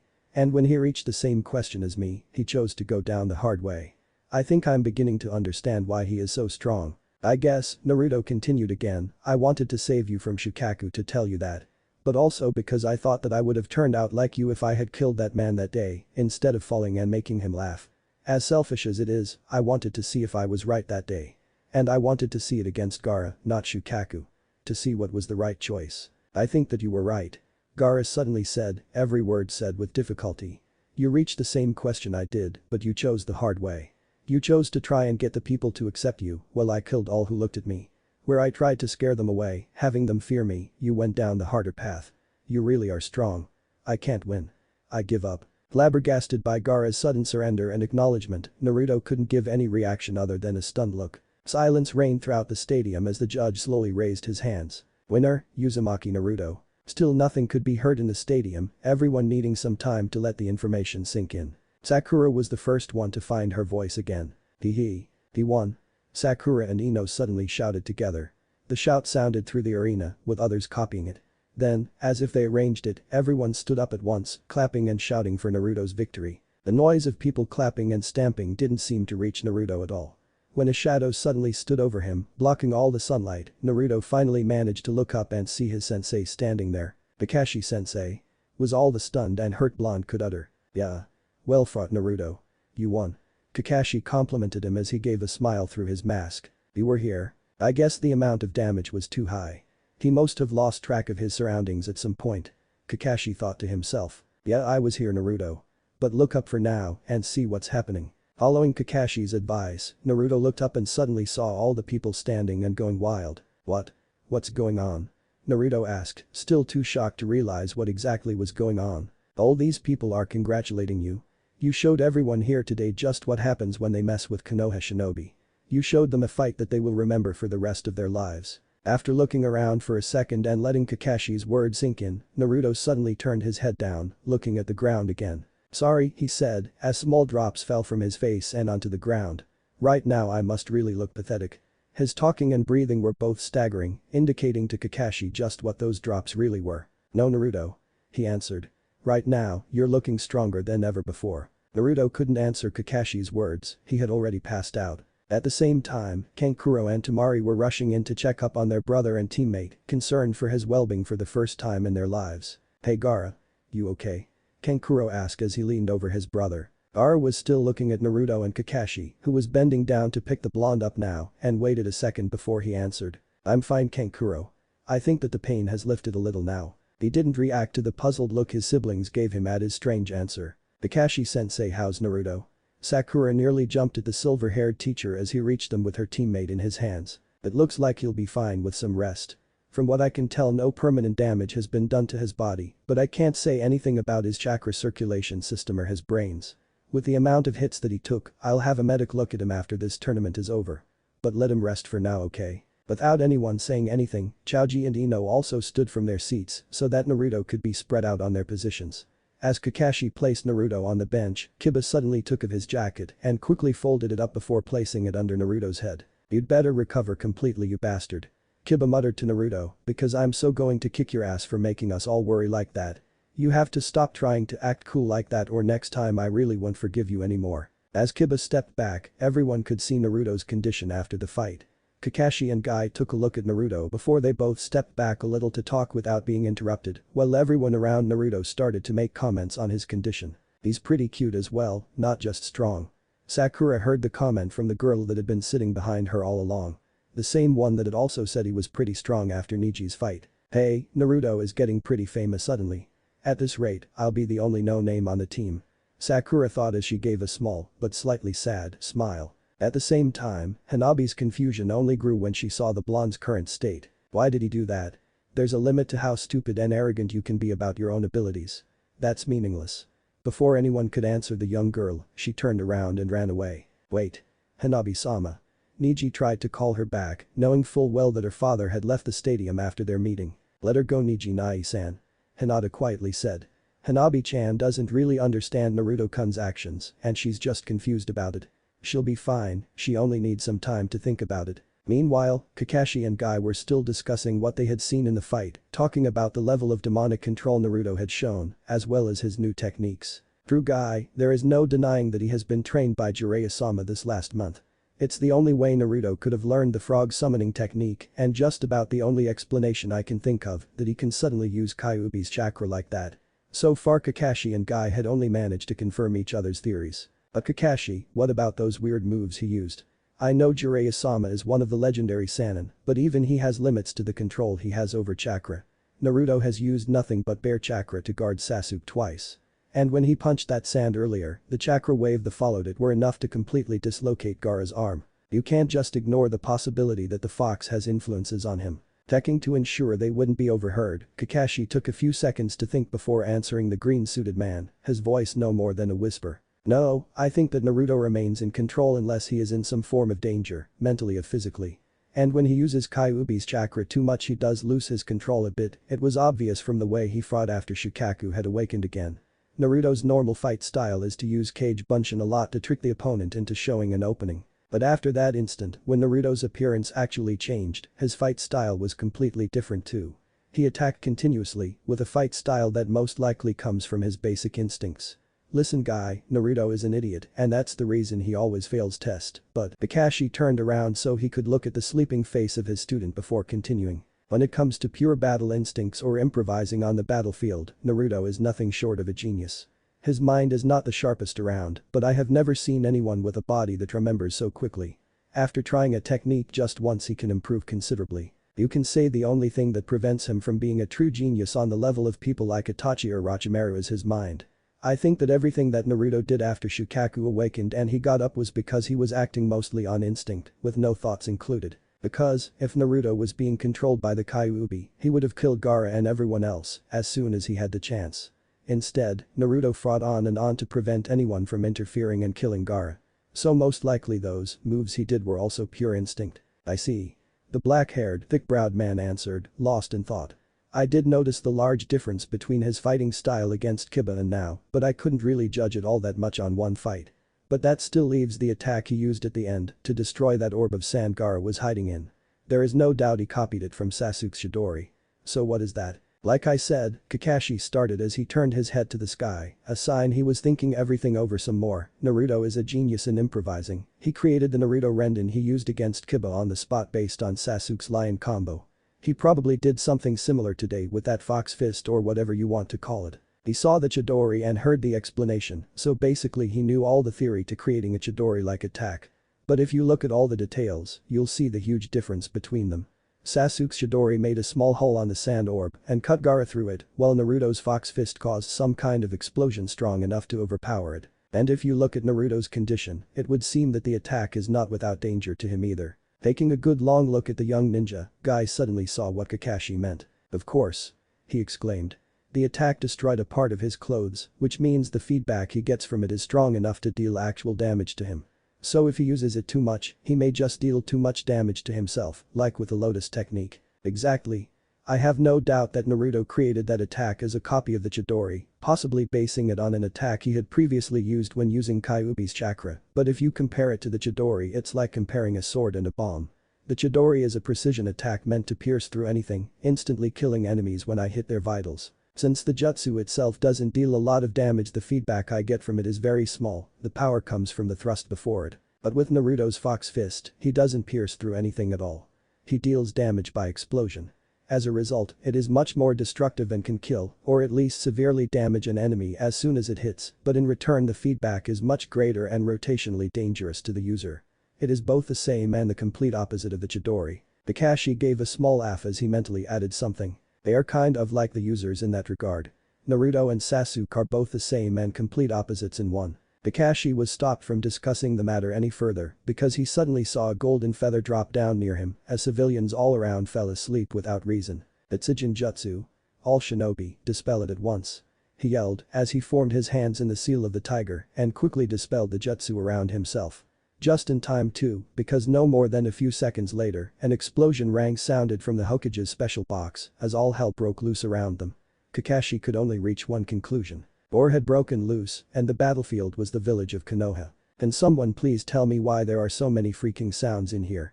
Kiba yelled as he dodged yet another attack by one of the many sound shinobi that had invaded the arena. About 5 minutes ago, just after Naruto had passed out, Kakashi had yelled for everyone to dispel a jinjutsu. Kiba and the other rookies had all followed orders, causing them to still be awake, while every non-shinobi in the area had suddenly fallen asleep. At the same time, there had been an explosion at the Hokage's seating place, which had been followed mere moments later with a large purple box appearing on top of the building. And seconds after that, a few dozen of the citizens had jumped out to reveal they were actually sound shinobi that had infiltrated Konoha, most likely using the chunin exams as their cover. Because this is a time where we can't inspect every person that enters Konoha. Kakashi answered as he slashed the throat of another sound shinobi that was foolish enough to attack him. 17. Anyway, don't think for now, just fight. Show them not to mess with Konoha shinobi on their home ground. Got it? The dog user answered as he rushed over to where Ino and Sakura were still busy fighting two of the sound nin. Move. He shouted just before he started spinning his body. Tsuga. Ino and Sakura managed to jump up just in time to evade Kiba's attack, making him hit their enemy's hands to force him wide open for an attack from above. The girls didn't let the chance slip as they threw down their kunai and permanently disabled their opponents. Before they even had a chance to feel sick at taking the life of another person, they were attacked again by other sound nin. Hey Inuyasaka. Neji yelled out to Kiba as he was busy fighting two of the sound ninjas in close combat. Throw me one of your soldier pills. Neji quickly ducked low, dodging the high kick one of his enemies had sent out and gently ticked his fingers at the man's other knee. With his knee suddenly giving out thanks to the Jaiuken, the shinobi instantly fell backwards, giving Neji enough time to eat the soldier pill that Kiba had thrown at him. With a new chakra burst going through his body, Neji could finally go all out in his fight. With his Jaiuken skills, he had quickly dispatched both of the sounds, only to see more enemies come at him from behind with his Byakugan. He rushed them head on as well. As soon as he had reached them, he killed one with a strike to the heart. Before the other two could interfere, they were covered by a pinpoint rain of weaponry. Neji didn't even need to look back to know that his female teammate had just helped him out. Thanks Tenten. He yelled without looking. A few steps lower, still near Naruto's sleeping form, Hinata and Shino were being cornered as well. They had been surrounded by 6 sound shinobi, and with Hinata still being hurt from her match with Neji, Shino knew their chances were slim. He had already sent out his bugs to start eating on their chakra, but it would be far too long to completely drain them. Behind him, Shino could feel that Hinata was slightly shivering. She slowly turned her head, looking at Naruto's face, before the shivering suddenly stopped. So I was right. It is Naruto that has this effect on her. Shino thought as one of the sound shinobi tried to attack his female teammate. She quickly blocked the attack with one arm before stepping in and finished the attacker off with her family's special style. Now it would be stupid to attack her. When Hinata has confidence, she has outstanding fighting abilities that she worked extremely hard for to obtain. Shino thought as he punched one of the sound ninjas in the gut, pending him over in pain, before finishing it with a sudden chop to the neck. The other 4 tried to attack as well, but they were suddenly knocked back when Guy jumped in and spin kicked them all away. 19, 20, 21 and 22. I'm in the lead Kakashi. With that he quickly moved on to the next few shinobi. Don't count your victory yet Guy. The silver-haired shinobi responded from somewhere in the middle of the fight. Meanwhile, Shikamaru had tried to fake his sleep, hoping to avoid fighting, until Sasuke woke him up with a weak kick in the gut. Hey lazy ass, wake up already. This is no time to be sleeping. I don't want to fight. This is way too dangerous. As if to confirm his words, a sand shinobi suddenly came out of nowhere with a kunai at the ready. Damn it. Sasuke said as he jumped away and threw a few shuriken at the man. Shikamaru quickly backflipped to evade the dagger's stab. Sasuke rushed in, hoping to stop the man from attacking the lazy shinobi before it was too late. Strangely enough, the sand ninja didn't move at all, making easy pickings for a kick to the temple to knock him out. Kakashi. There are also sand ninja here. He yelled before turning back. He suddenly saw Shikamaru's shadow withdrawing itself from the sand shinobi, explaining to him how his victim couldn't move anymore. Kakashi told me about your ninjutsu. We'll use it to defeat as many of these guys as we can. Trap the maximum number you can, I'll finish them off. Sasuke ordered, an idea having spawned in his head. You don't have to give orders. You sound like Ino. The pineapple-headed genius answered. He quickly formed the seals needed and moved his shadow out, trapping 10 shinobi, both sand and sound, for Sasuke to finish off. The Uchiha also quickly formed a few seals and grabbed his left wrist. Come on, this has got to work. The second time I used it was with the Curse Seal's chakra, so my body should still have enough power left to use it without the Sharingan. Sasuke's thoughts were racing as he gathered chakra for his strongest ninjutsu. Chidori. The lightning-like chakra gathered in his palm as Sasuke pushed of and rushed towards the immobile ninja. Each of them was killed near instantly, a palm-sized chunk of flesh, bones and whatnot removed from their bodies in a single strike. Oh shit. Shikamaru suddenly shouted. Sasuke quickly turned around, only to see him being ambushed by another sand ninja, grinning evilly at his chance to kill the lazy kid. Nikiden Sensha. Just before he could land his stab, the sand ninja was crashed into the wall by the destructive force of Chaoji's special attack, crushing most of his bones. You okay, Shikamaru? He asked, still in his large shape. Yeah, I'm fine. Thanks, Chaoji. Chaoji only gave a small nod before turning around and starting to roll once again. Kakashi, what is that? Guy pointed at the large purple box, for lack of a better word, as strange trees, plants and roots suddenly filled the entire space. It can't be. Only the first Hokage was able to use wood ninjutsu. What is going on up there? Before he could analyze it more closely, Kakashi quickly dropped himself to the floor, evading the fire ninjutsu one of the sound shinobi had tried to use, and quickly threw a few shuriken at the attacker. 32. Think we should go take a closer look? Kakashi blocked and countered another attack aimed at him before continuing. 32 as well. They seem to be holding their own good enough anyway. Guy said as he pointed towards the young ninja all fighting and defeating different shinobi from the two attacking countries. It would seem we've fought off the main attacking wave anyway, and there are plenty other shinobi around to support them. It can't hurt to take a look now. Let's go, Guy. With that, both high jounins jumped off, rushing towards the Hokage in his current fight. No one noticed that back in the seats, Naruto had slowly started to open his eyes. What's going on? There's so much noise everywhere. Naruto was still busy trying to discover what exactly was going on around him when he suddenly felt a sharp stab of pain in his chest. Arg. I can't believe it, even simply breathing hurts. I can feel everything in my body stinging and screaming. Everything hurts. But I have to find out what all the sounds and screams are about. I have to open my eyes. Slowly, against all wishes of his body, Naruto managed to open his eyes slightly, only to be blinded by the sudden sunlight in his face. What happened? My memory is kinda foggy. Did I win the fight? Are Sakura-chan and Hinata alright? The last thought, restoring the image of his friends to his mind's eye, forced Naruto to finally open his eyes again, just in time to see a kunai flying just past his face. Wah! His sudden cry of surprise left his mouth before he even realized what had been going on. It was that sound that suddenly alerted every shinobi in the immediate region to his awakening. What the hell is going on here? Naruto demanded, yelling into the sky. The village is under attack by enemy forces, Naruto. But Kakashi stopped his sentence, turned and slashed the throat of the sound shinobi that had tried to attack him in the back before continuing. You have already done more than enough, you defeated Gaara and it looks like he was a major factor in their plan. Now take another pause and this time a sand shinobi had fallen to the small dagger in Kakashi's hand a small break. You're exhausted. In your state you'll only put yourself into the way of more danger. 39. Kakashi had kicked another shinobi, this one obviously from the sand, in the neck. Before Naruto had the time to interfere or stand up, his vision was suddenly blocked. The only things he could see were the outfits his friends wore, now standing in front of him. Seeing them standing there, guarding him, Naruto could hardly hear what they were saying as he felt an unfamiliar warmth spread through his body.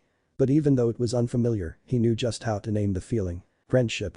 As he lay there, silent and stunned, Naruto tried to say something, but the words would not come out of his mouth as he looked.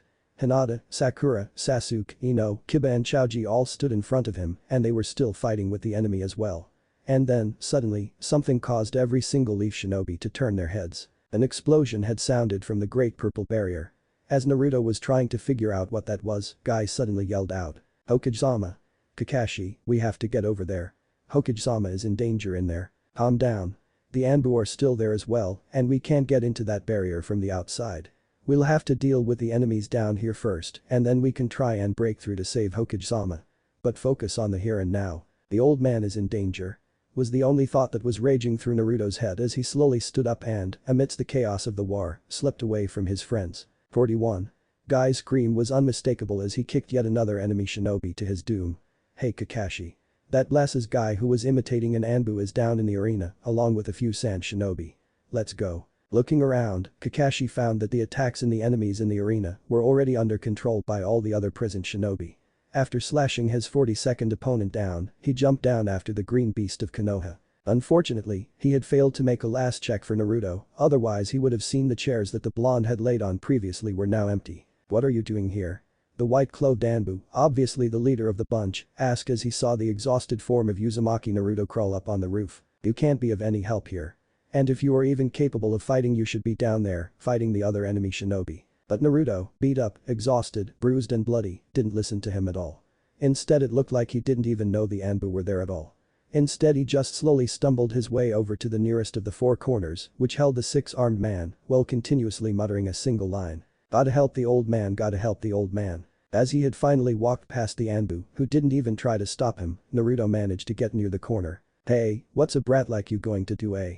You can't interfere, it's game over for that old wimp. Don't. Naruto had suddenly fallen down on the ground as he tried to step forward.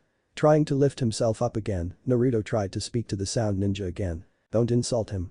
With obvious great effort, Naruto had finally managed to raise himself to stand on his legs again. His knees were still shaking and he had trouble keeping his balance. This kid is insane. The Anbu captain thought. He suffered a hell lot of damage from the fight before and it looks like he broke his left leg. As he attempted to step forward again in an attempt to stop the blonde from doing something foolish, an explosion of red escaped from the boy. For a second, the Anbu captain had forgotten that he was dealing with the Kyuubi's vessel. Don't you dare insult him in front of me. Naruto shouted, a newfound power in his voice as he steadied himself. Again he focused all the Kyuubi's chakra into his right arm and again it warped and wrapped around it to form a fox's head at the fist. The grin that had at first spread on the six-armed man's face had suddenly fallen as almost all attention in the arena was drawn upon Naruto once again. Bjorg. With a near-primal grunt, Naruto stepped forward onto his left leg and swung his right in a full arc, slamming it right into the purple barrier. Right before everyone's eyes, Naruto's fist turned completely red as it slammed into the barrier. The fox that had surrounded it easily broke through and destroyed the purple barrier it had come into contact with, the explosion blasting Orochimaru's guard away, instantly cancelling the barriers that had been put up by the four of them. The six-armed shinobi had been sent flying and crashed into a large wall, leaving a deep impact where he landed. To the surprise of everyone that watched him, he slowly stood up, holding two of his arms as if they were broken, but otherwise perfectly fine, while some strange orange pieces fell off various places on his body. Arg. A scream of pain so loud that the entire village must have heard it was suddenly shouted from the roof as well. Naruto's fist hadn't turned red from the chakra he had used, nor the barrier's flames. Instead, the moment he had released the chakra and preformed his newest attack, his right arm had almost completely exploded. Bloodshot, along with the still present red chakra, mingled with Naruto's natural blue chakra, shot out of various places. Naruto had barely grabbed his right arm before he crashed to the floor. His face still set in terror and extreme pain, he had passed out at last. Not letting them set up another barrier, three members of the Anbu squad quickly engaged the other shinobi before they could get anywhere near Orochimaru, while the captain himself stood for a moment and looked at Naruto. Bending down, he picked up the blonde, letting his arm bleed all over his cloak and moved away from the fight at the rooftop. The fighting all over the arena had come to a temporary stop when Naruto had yelled out in pain, so the captain had enough time to safely bring the young shinobi down to the stands. Moving to the place where he saw the other genin that were partaking in the exam fighting of the last of the invading sound and sand shinobi, he still carried the boy with a strange softness, as if he were holding a valuable treasure. This boy has done enough. If he had not defeated that sand demon, he would have been in serious trouble. And now he has broken through the barrier, enabling help to arrive for the Hokage. Rest for now, boy, knowing you have done more than enough already. The Anbu captain gently placed Naruto down on the chairs he had laid on before, pulling a jacket from one of the seats and placed it over him to serve as a blanket. He looked up into the faces of the young genins to have made it all the way to the semi-finals. Inyazuka Kiba, Hyuga Hinata, Aburam Shino, Hyuga Niji, Tenten, Akamichi Chouji, Yamanaka Ino, Nara Shikamaru, Haruno Sakura and Uchiha Sasuke. He has done enough. Let him rest. They didn't respond in words, but each of them quickly nodded before the captain left. Oh no. Kabuto's voice bore clear distress, his eyes focused on the location where the barrier should have been. But it was too late to cancel the jutsu now, he would be transported to a location a few miles away through the earth.